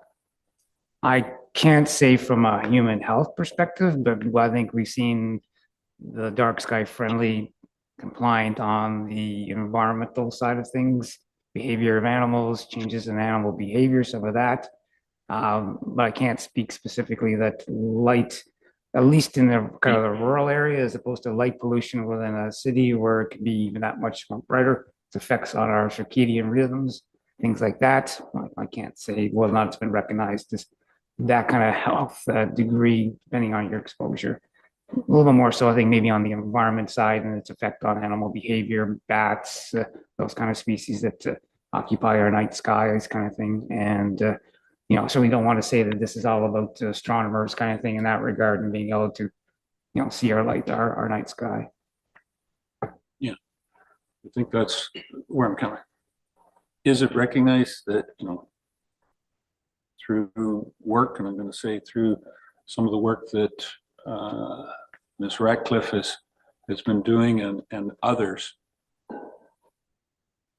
but on a really regulated formula base, I don't think it's, in my mind, I haven't seen any place or been able to research where it is, been recognized and from the federal level or higher governmental levels that it is the issue, the same as smoking from years and years. 1950, we had doctors that said that, one doctor smoked a Morier because it was the best thing for him and whatnot. Well, you won't find a doctor today doing that because it's been scientifically proven and adopted that that is a pollutant, a toxin. I think that going forward, absolutely, it's through education more than anything else. I don't think that we can find anything in or defend light pollution in a court, per se. We can put stuff in and promote it, which I think is going forward is probably the best way to go. If you want to make, and what I would say, Councillor Shea, if you want to make the point of incorporating the county official plan verbiage of outdoor lighting or dark sky lighting that they have, I would accept a motion of that to put that in, and we would do it under motion. Move this forward. Comments, go ahead, Jeff. I'll make that motion. Very good. You got anything, Jamie?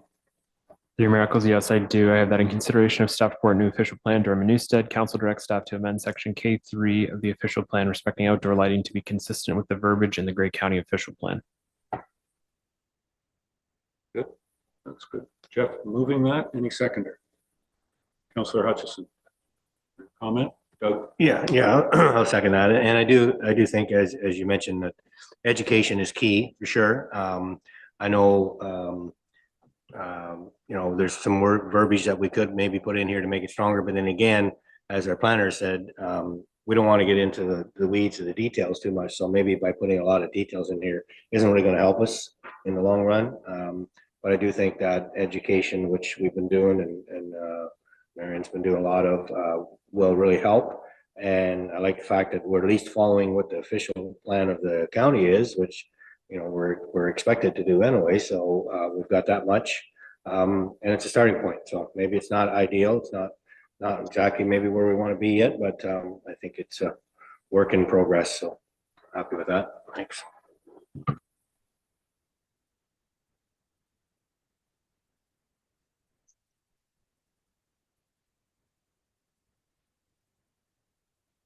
We have the motion moved and seconded. Any more discussion on incorporating the motion that incorporates the county's portion of dark sky in our official plan? No more discussion.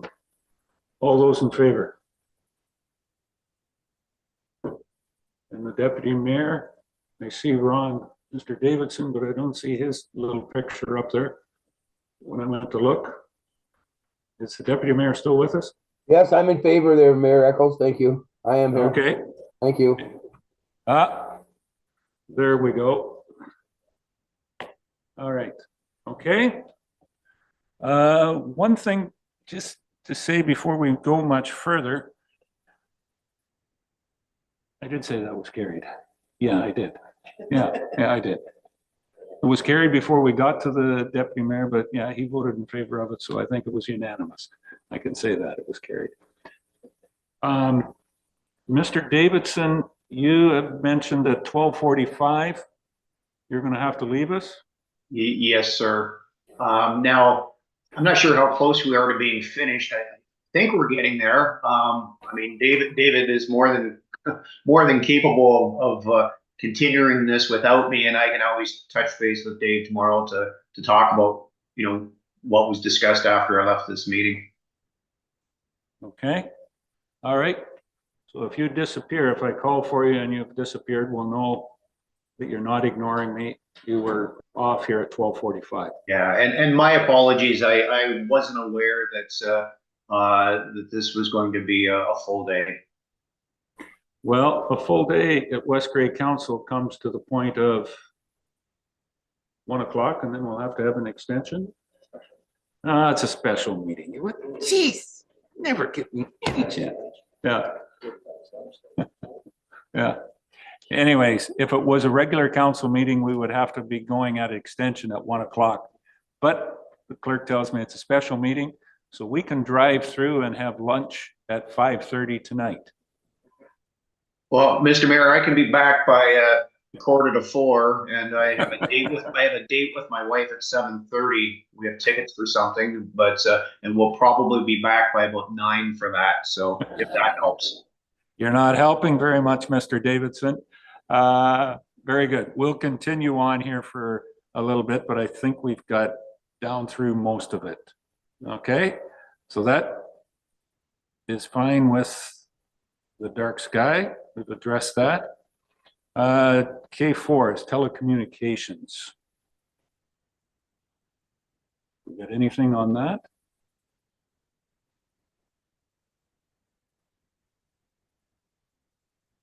And K5 is community and emergency planning.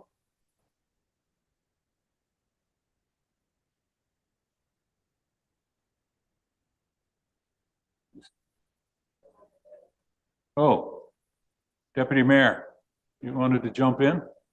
Just a point of privilege there, Mayor Eccles. I would like to take at least a 3-minute break, sir.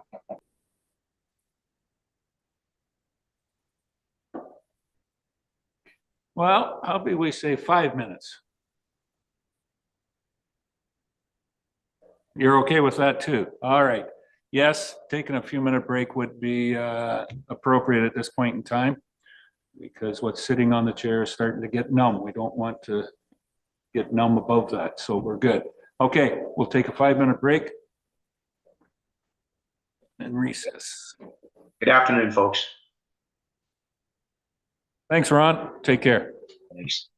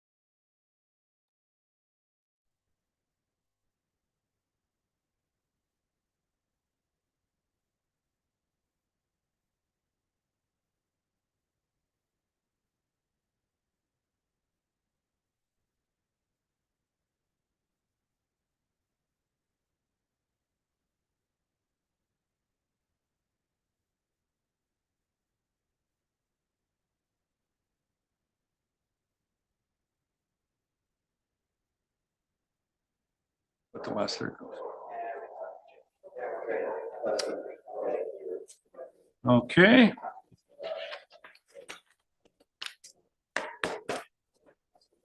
Are we ready to get going again?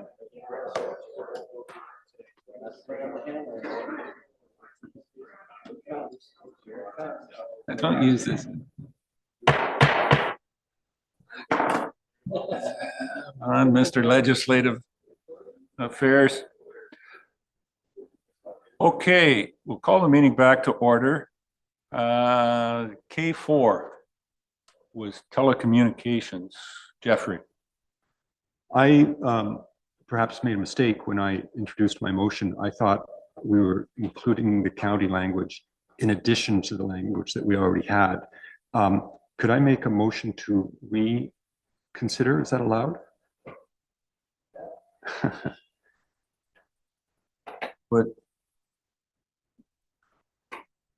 just want to read the motion again, because I understood that, yeah, we were putting the county stuff in as it fit into the language that we have. That was the way I understood it. Me too, but I clarified with the clerk and that's not how he understood it. These minutes are mine, not his.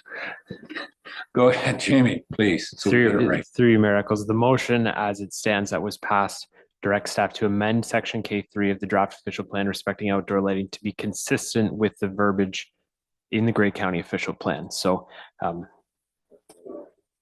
I took that to mean we were swapping out and doing a copy paste of our wording in K3 for Grey County's verbiage. If that wasn't the intent, then we could do a subsequent motion. We could reconsider. I'd like to do that, however you suggest I do it, Jamie.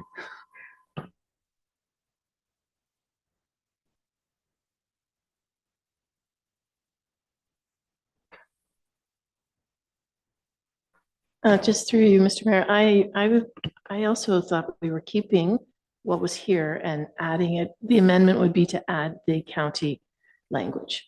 But if a different motion gives us that clarity, it might be worth it.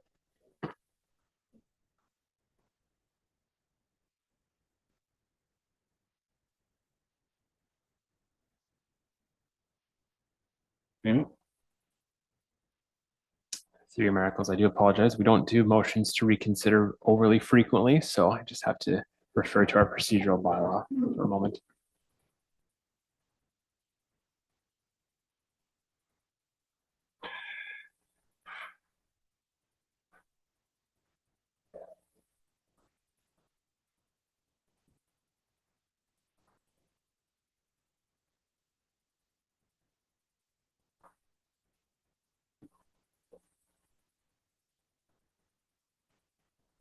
And that's something that's already passed.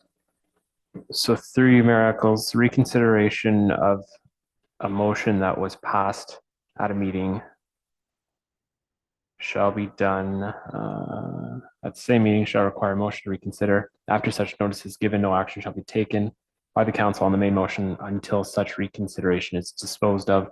No discussion of the main question shall be allowed unless a motion to reconsider is passed by a majority on a recorded vote. So if you'd like to introduce a motion to reconsider the previously decided matter respecting K3 in the draft official plan, then that would be in order.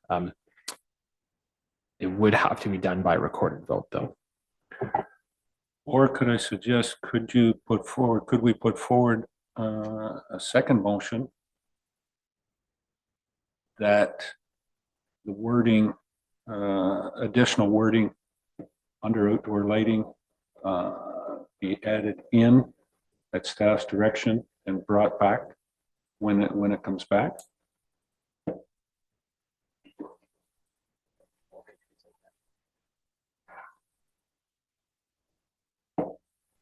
Okay. Well, the suggestion that we have a motion that we have an approved motion now that K3, the outdoor lighting, be replaced with the county. Could we also have a second motion without going through the reconsideration that extra wording when the official plan comes back for final approval in 2 weeks' time. When the official plan comes back for approval, that staff incorporates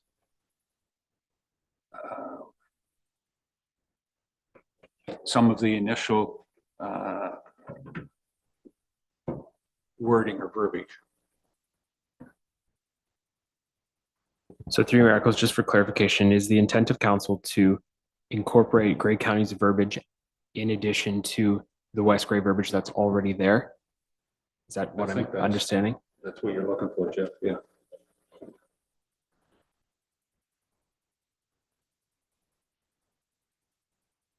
Just trying to think of the cleanest way of doing this.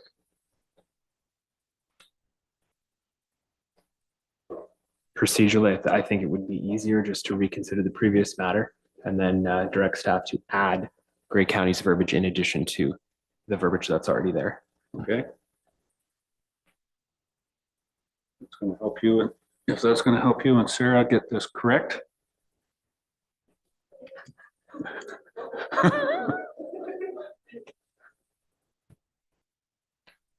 All right. So we need a motion to reconsider. Jeffrey? And Joyce? To reconsider motion.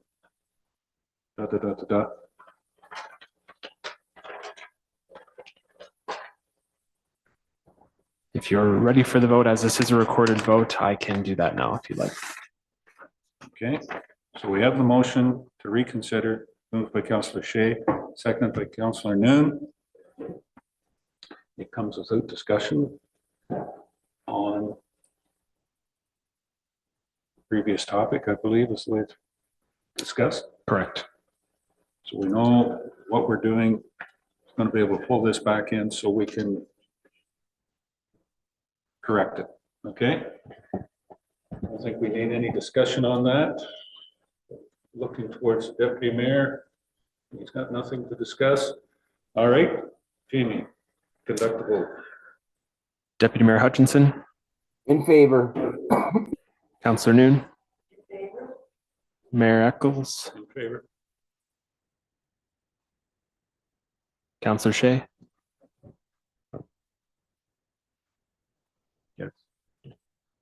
Yes. Councillor Hutchinson, In favor? Councillor Townsend, In favor. Councillor Forster. In favor. That vote carries 7 in favor, 0 opposed. Yes. Yep. I didn't turn my mic on. I used his over here. Okay. All right. So the motion to reconsider is back. Now we have it on the floor. Do we have a motion of not really amending? We get to reconsider.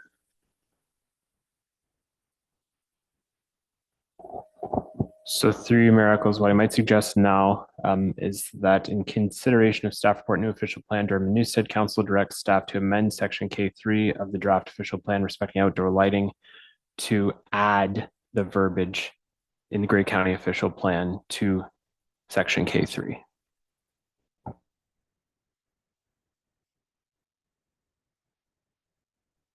And in so doing, we keep the verbiage as it is in section K3 and then add the county's verbiage as well.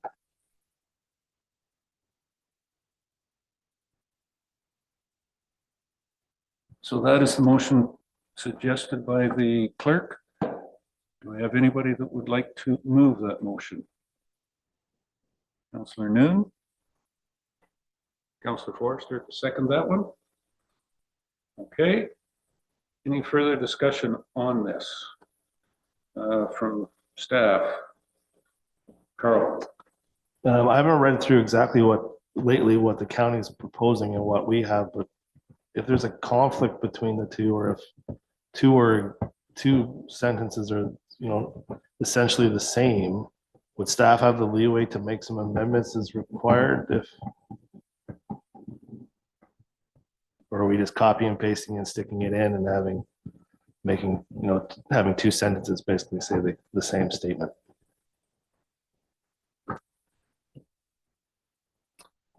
Through your mayor, just for clarification, maybe if we could just amend the wording to have it read to incorporate the Gray County verbiage on outdoor lighting into the West Gray official plan. That way it allows us some latitude to amend slightly depending on the verbiage. So we'll still keep ours. We'll take the bulk of theirs and incorporate it into ours in the best way possible.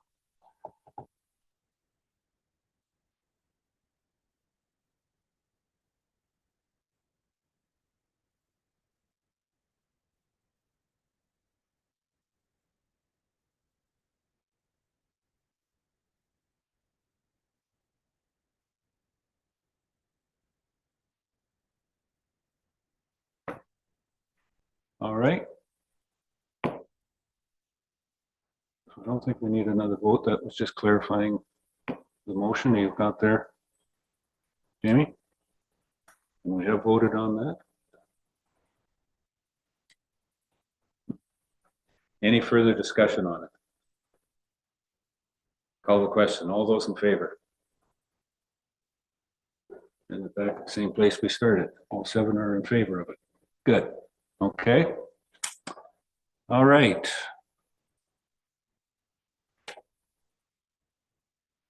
K4, telecommunications. Objectives there. Community emergency planning, K5.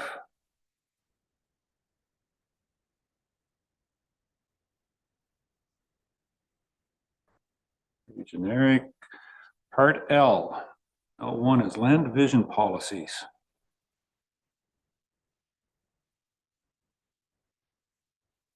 Anything in there that needs clarification or questioning on?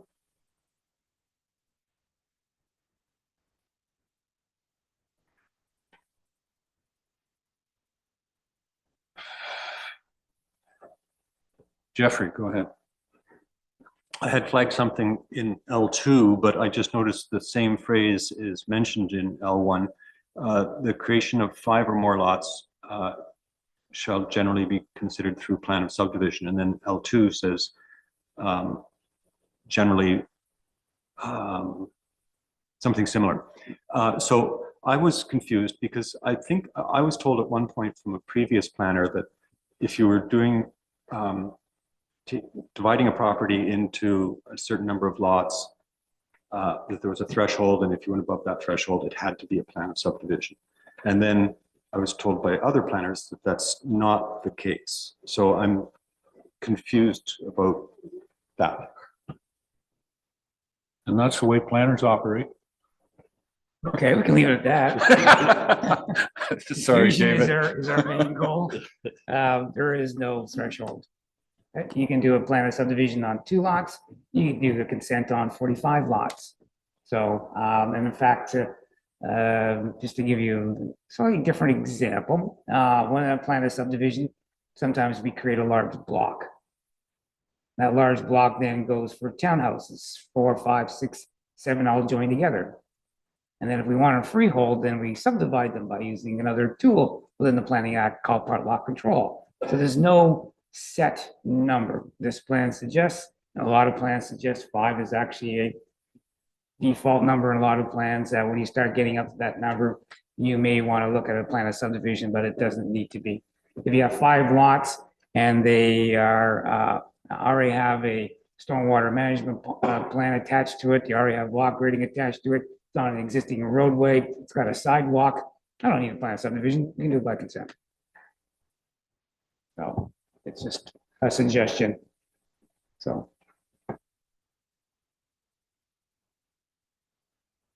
Okay, good.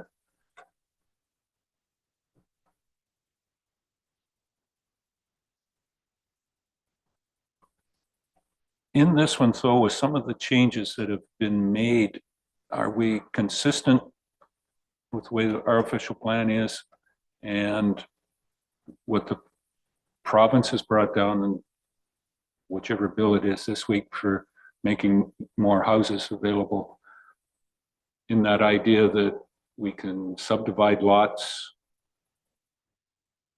This covers that off, or building a house behind your principal resident? I don't know. Fortunately, is Ron gone? Yes. Yeah, I can't say that we are 100% within where the province has gone. I don't know. As you mentioned, there's been a pile of changes. Some of them are, been around for a little bit now. But I can't say that we are 100% where we should be. And that's a function of me coming into this a little late and or where I am. So we may need to do modifications relatively soon in some respects if we're out of whack. And I guess that was what I was going to say. It's not, a deal breaker type of thing with this. The official plan can be amended. There's a couple ways looking at this. Number one is we did receive, as you mentioned, comments from the county. Okay, right. Those last minute, oh, definitely, right. Yesterday, I guess is last minute, requiring some. Are they minor changes? And in many cases, yes. And there's some other things that are a little bit more, not a lot, but a little bit more substantive. There's opportunities even when the county gets hold of an official plan for their approval to kind of go, yesterday the province finished passing its stuff. It's now in force in effect. Are you guys interested in having the new legislation and, or maybe they don't have a choice about embedding it then into the official plan? There's still some opportunity for that. And we're kind of going, yeah, sure, it's a way of getting it done. But I can't tell you right now that everything in front of you is 100% up to spec on the changes to the act with regard to the PPS.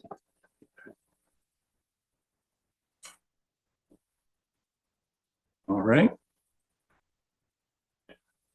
We'll leave it that we are as close as we can get at this point in time with the knowledge that we have. Fine with that. L2, plans of subdivision, consent to sever. L4, part lot control.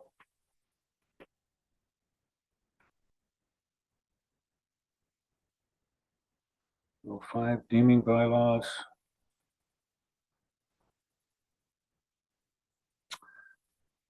Go down to part M, which is brownfield development or redevelopment. And how that's going to evolve. And a lot of that has to do with some of the regulations from the provincial policies. We're allowed to do that. The one thing that is in there, though, is in M4. On that community improvement or brownfield is municipality to provide grants, loans, tax incentives for those developments. CIPs in part N.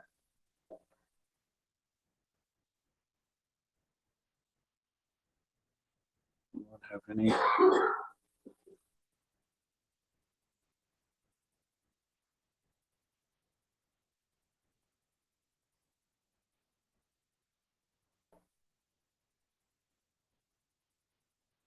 No.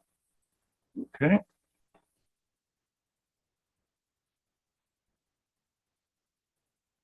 Minimum distance separations.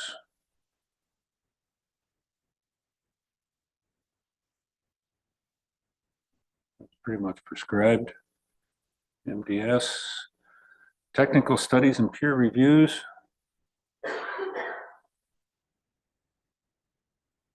A lot of that is laid out from the upper tiers. what we may and may not be able to do.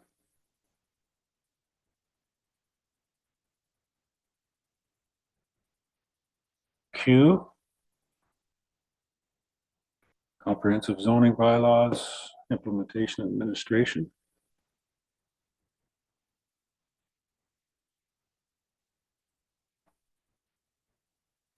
Amendments.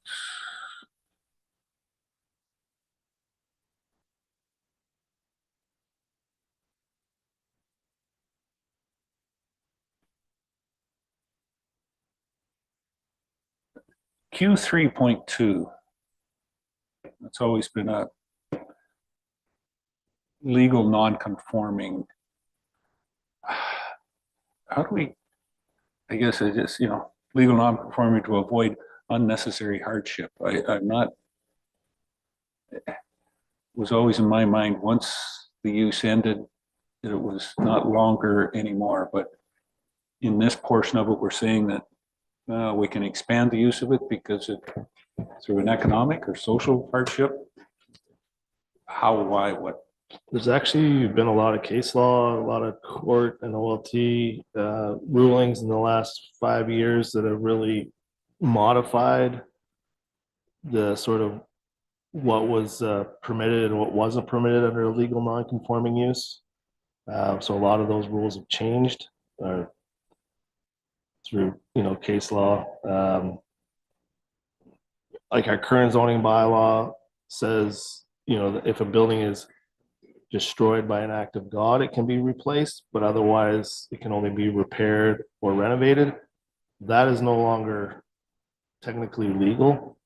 There's no reason why somebody can't demolish their existing house, even if it's fully within a floodplain or fully within a commercial zone or an industrial zone. If it's an existing use, they're permitted to demolish it and rebuild. In some cases, they're even permitted, if nobody's lived in the house for 6 months, if it's not a continuing use. There are some allowances for allowing a rebuild. So it's no longer, the day the person stops using the use, now the use no longer exists. Some of that has changed. So things have sort of the background on that has changed drastically in the last 4 or 5 years with case law from a lot of court decisions. So. All right.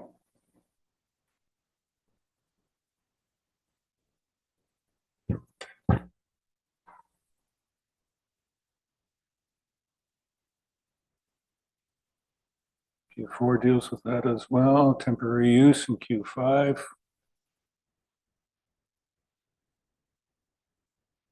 Timelines we have to meet.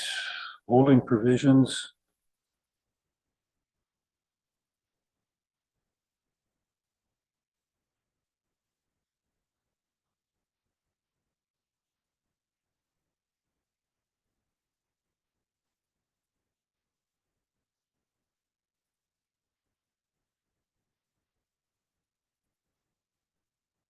So we do have site plan control in Q8.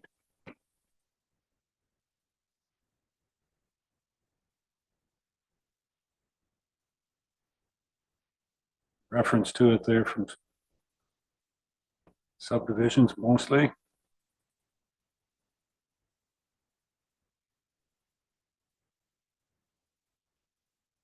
Costs, registration, property, contents, to do.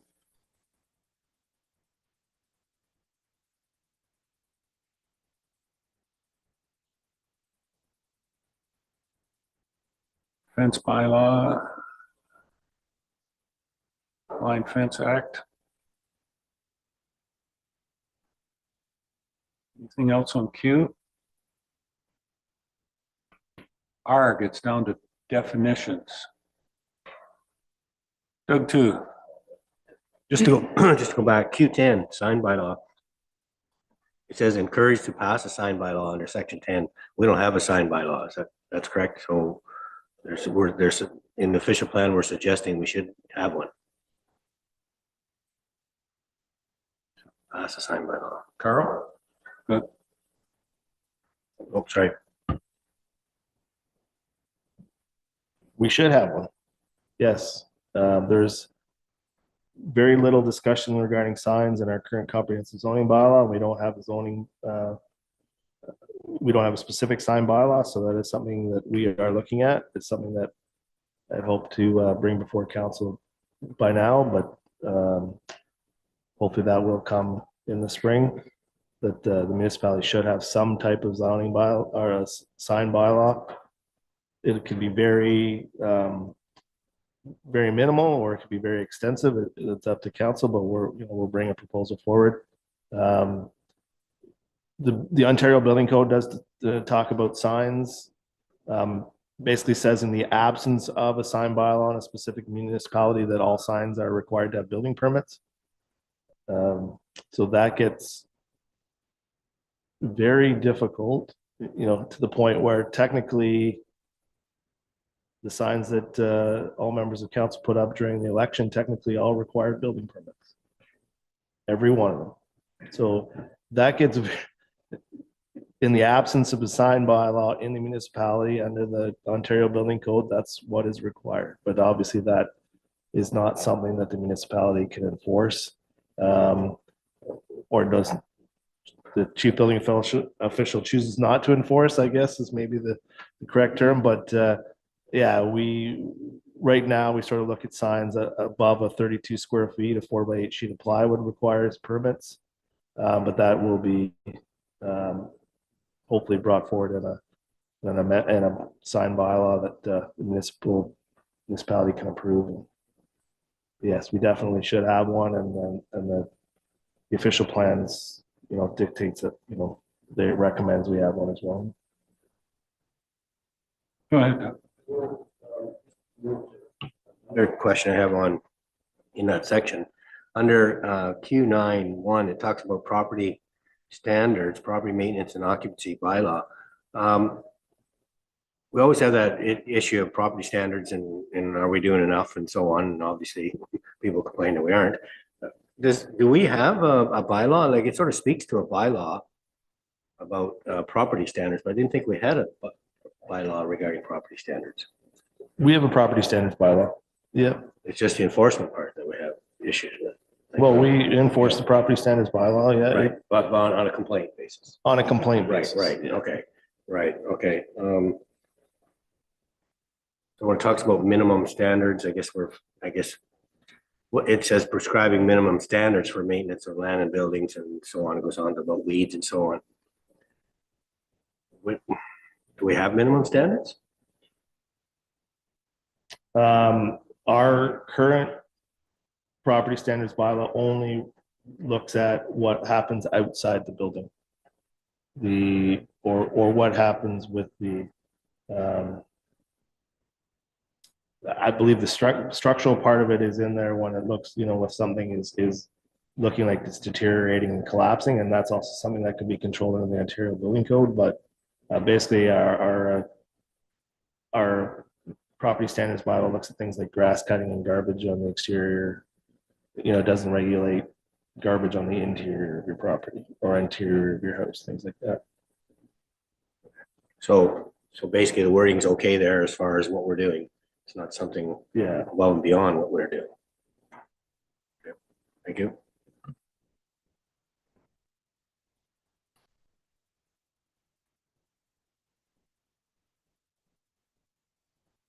Anything else sent on queue? Look forward to some of the implementation of that.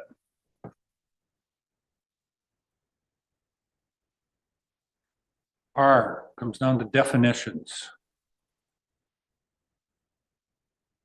Anything under definitions there you're looking for? Doug, too? Under the bed and breakfast establishment, that what, so on the same one with my old one here. Yeah, bed and breakfast, okay. So question with Airbnbs. It talks about bed and breakfast, but what about Airbnbs, where it's a different ball game, right? And so should we have something in there? Where are we with that?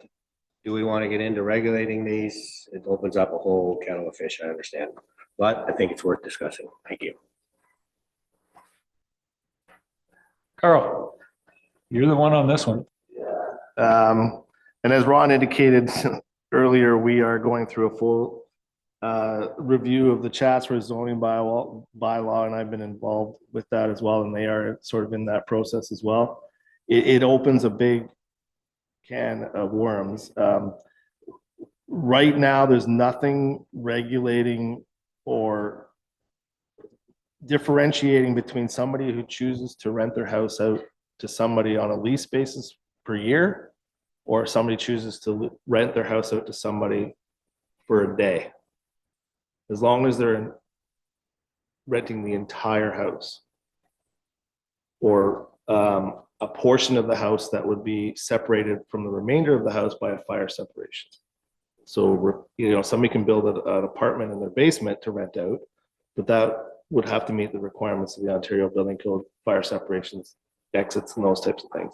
If somebody is choosing to rent just a room in their house, they have to meet the requirements, whether it's they advertise through Airbnb or whether they advertise through any other social media, or whether they have a bed and breakfast, what they call a bed and breakfast.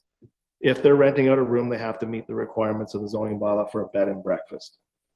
If they're renting out the entire structure, then we have nothing to regulate whether they rent it out as indicated by for one day, for one weekend, or for 1 year. There's nothing to separate that.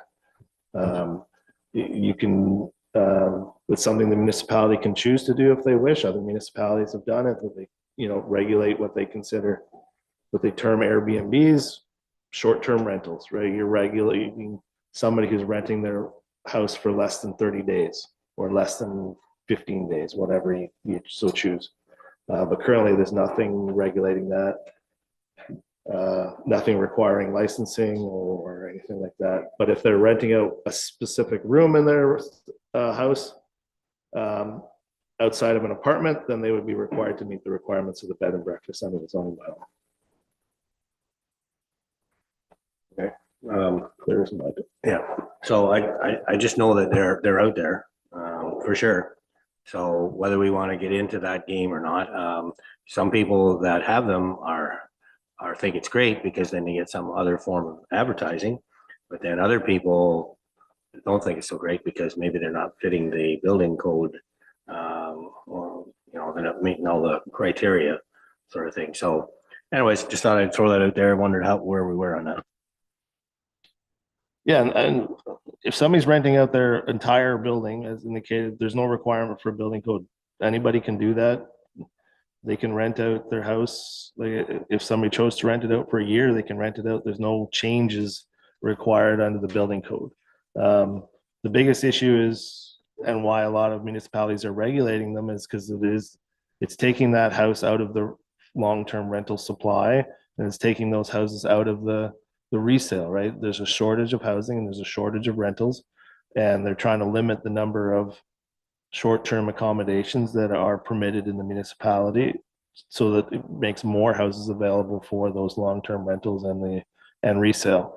It also, a lot of them look to regulate because, you know, those rentals, a lot of times when people are renting a house for a weekend, they go there for a party, right? It's not just somebody who needs a house to stay because they're going somewhere for the weekend. You know, they're bringing friends, they're bringing, not everybody, and I shouldn't generalize, but that's what they're trying to regulate. You know, the how they're influencing their neighbors and things like that. And a lot of them require, you know, noise monitoring and have monitors that are available to respond to situations at those locations within 15 minutes, half an hour, whatever.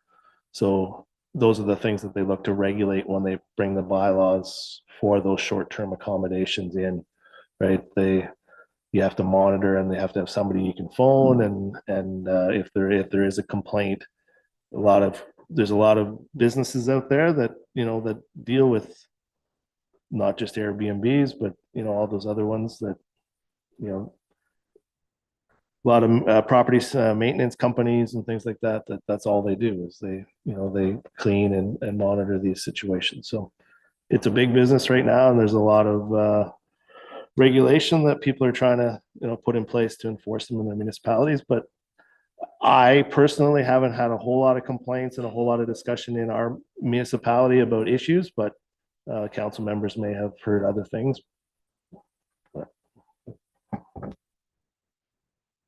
Yeah, and I don't think it's a big issue in terms of like that it really hurts our rental that much, like in our area. I think that where that happens more in the cities where I think you get a lot more of it. It's out there for sure. I'm just going to throw out another situation which sort of fits in here, but maybe not quite same, to our new planner, maybe his thoughts on what about people that have property and we talk about,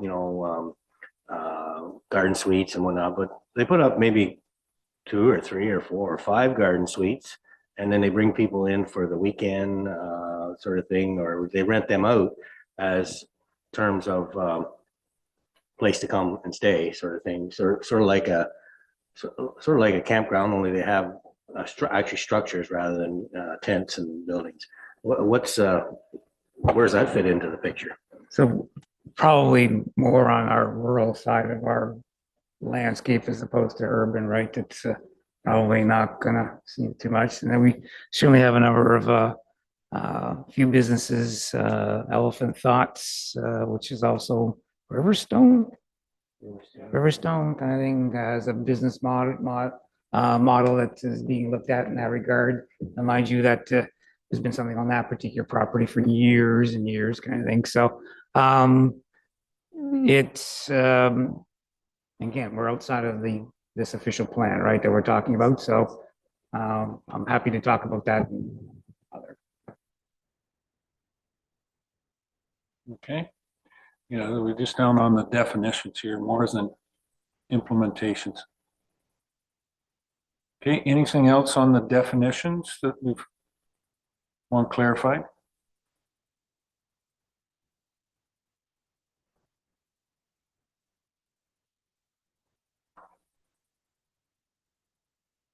No. Cognizant of time. Probably a few staff want to get to lunch. Probably a few council members want as well. I think definitions run through then to do the maps. I'm correct on that? We've gone through the mapping really extensively. Is there anything else on those maps that we see that questioning and or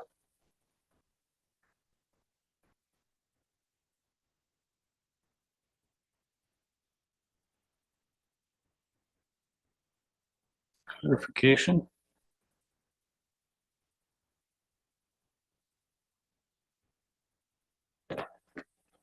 The last thing then is there was some comments came forward early this morning, and quite frankly, I haven't even had a chance to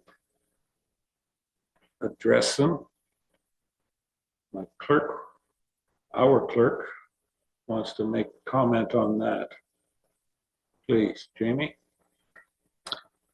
Through Mayor Eccles, my understanding is that the Grey County would like to see these items that were incorporated into that comment summary incorporated into our official plan before they would approve it. So what might be recommended is that council provide direction to staff to incorporate Grey County's recommended modifications into our draft official plan and bring forward a revised official plan document for council's consideration.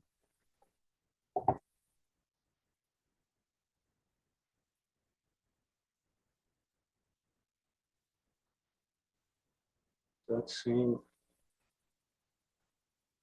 like the motion we want to put forward? Tom? Deputy Mayor Hutchison. Yes, sir. Thank you, Mayor Eccles, and I would gladly move that. Okay. Do I have a seconder? Councillor Townsend. I'm going to read that motion back again, Jamie, just to make sure we've got what we're looking for. Certainly, that in consideration of staff report, new official plan, Durham and Newstead, council directs staff to incorporate Grey County's recommended modifications into the draft official plan and bring forward a revised official plan document for council's consideration.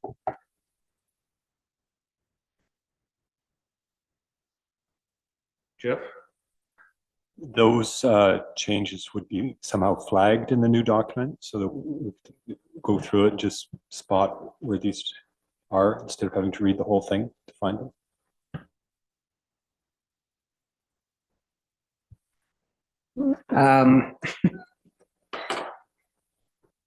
Yeah, we can probably put them in red or something, or some kind of track version of it. Yeah. Including, for example, of the, obviously the new revised dark sky, friendly section and all the rest of it. Whether or not we're going to be able to do all, we have some small mapping changes to make. It's time. Okay, so doing the changes, and actually it spends almost as long as having to track some of these things as it is to make the change and find the change. So, but we will do our best to try and provide. It's not going to be a side by side. Okay, it's going to be within the document itself what we can. That's going to be Ron. Sorry. Yes, that's why he's off right now. He is getting just a little bit of rest before he hits onto that. When did he say 4 o'clock today? He was going to be back, so he can start at that. Okay. Any other questions or comments on the motion? One question for myself. We've heard from all other agencies and commenting, and we've incorporated and or addressed any issues that they have. And we will not be accepting, they've all gone past the timeline, and I won't be accepting any more. Carl or Dave. Your versions don't have the proposed amendments that the county has requested, because we just received those comments yesterday. We are reviewing those comments and we will review them with the county. We will agree to some of the changes, some of them we may not. So we'll discuss that with the county and we'll incorporate the changes that we believe should be in there. And after that, it'll be decision of the county if their proposed amendments aren't included to choose to appeal or not. That would be up to the county to make that decision. We will put in what we believe to be the best for the municipality of West Grey, and then the county can make the choice after that. In terms of some of the other agencies, the county does offer a period of time to make sure, I guess, everybody is happy across the board, not just us, but all the rest of it. And they may entertain additional changes from their review and so on and so forth, of which, whether or not they're friendly amendments or not, we'll see that at that time. And it can also work out to our favor too in that regard. So it's a that second kind of thing, as long as we don't take 6, 7, 8 months kind of thing to get through all that. But you mentioned already, did it incorporate all the provincial changes? I don't know, and whether or not the county is going to be at that level. Should those have been in the document we received yesterday? I don't know. So a little bit of up in the air, but as Carl mentioned, we'll make the changes, the ones we agree to. I think it's a good chunk of them, if not 98% of them. Have a discussion with the county on some of the other ones and see where they go with their approval. So it's moving. It's moving. Joyce.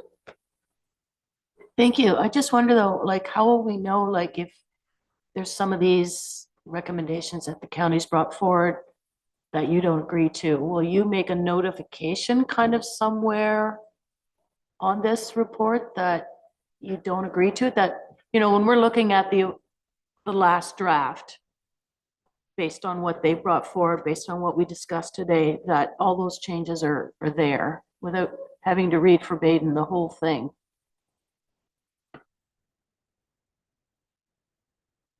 The ones that we quote unquote don't agree to, we'll probably just go into a short form. Okay, so right now the table we got are pretty much numbered except for some at the end.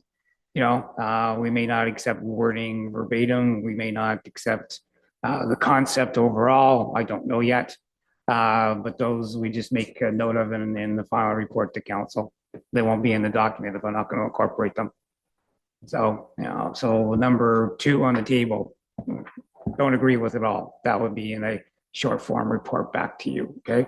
So, or clause number 3, we modified the wording from the county to something we're happy with. Don't know yet, but yeah, we'll. Yeah, because there is a section where it says township response, so you could make a little note in there for us, for our own reference. Or no, is it too much? I'm trying to keep I said, I'm not sure if I'm volunteering Ron here or not, where Ron sits in this, but trying to find some way of balancing off, of course, your need to understand what you are signing off on the end and the volume of work that dictates whether or not I stay here till 9 o'clock every night. So. Good, Jeff. I didn't realize that we had received the county comments, so I don't need to have them highlighted in the document, because I can just review this instead.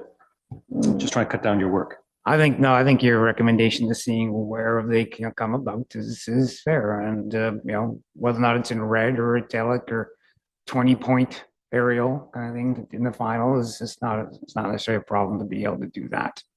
So. Just as one other thing, Dave, we do have a work at home policy, so you can stay at home and work until 10 o'clock. Oh, shoot. Dang. You gotta reword that policy. Councillor Hutchison, Doug too. Yeah, I'd just like to say, I feel much better that we've had a chance to go through this. This thing's been ongoing for some time, but I think it's really an important document. I think I'm glad that we've had the chance to if not make changes, at least ask questions. And I think for myself, it's clarified a lot of things. And I want to thank the staff for coming out and leading us through it and spending the time and maybe even your lunchtime on this, but basically getting through it so that we're getting close. Just hopefully these county comments won't take us too long to get through that, and then we can, as I say, put this thing to bed and move on. So thank you for your participation and for your efforts. Okay. Motion on the floor. Yeah, we still have one motion on the floor that we got to vote on here. Your miracles, yes. The motion to incorporate Grey County's recommended modifications and bring forward a revised official plan document for council's consideration is still pending.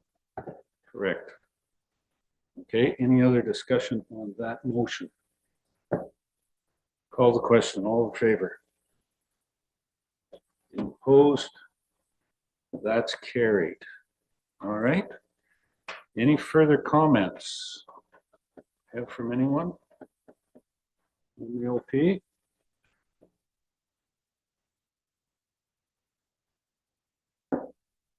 Then I guess we're down to a motion to adjourn from the special meeting.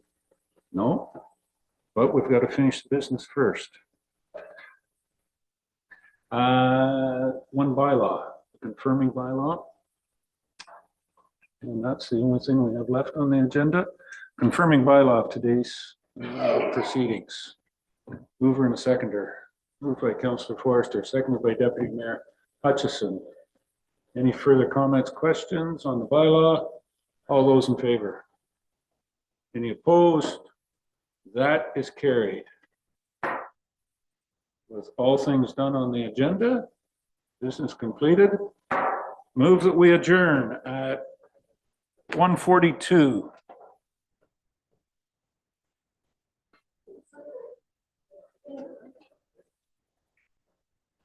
Now, it hasn't come on down here. It's still cold.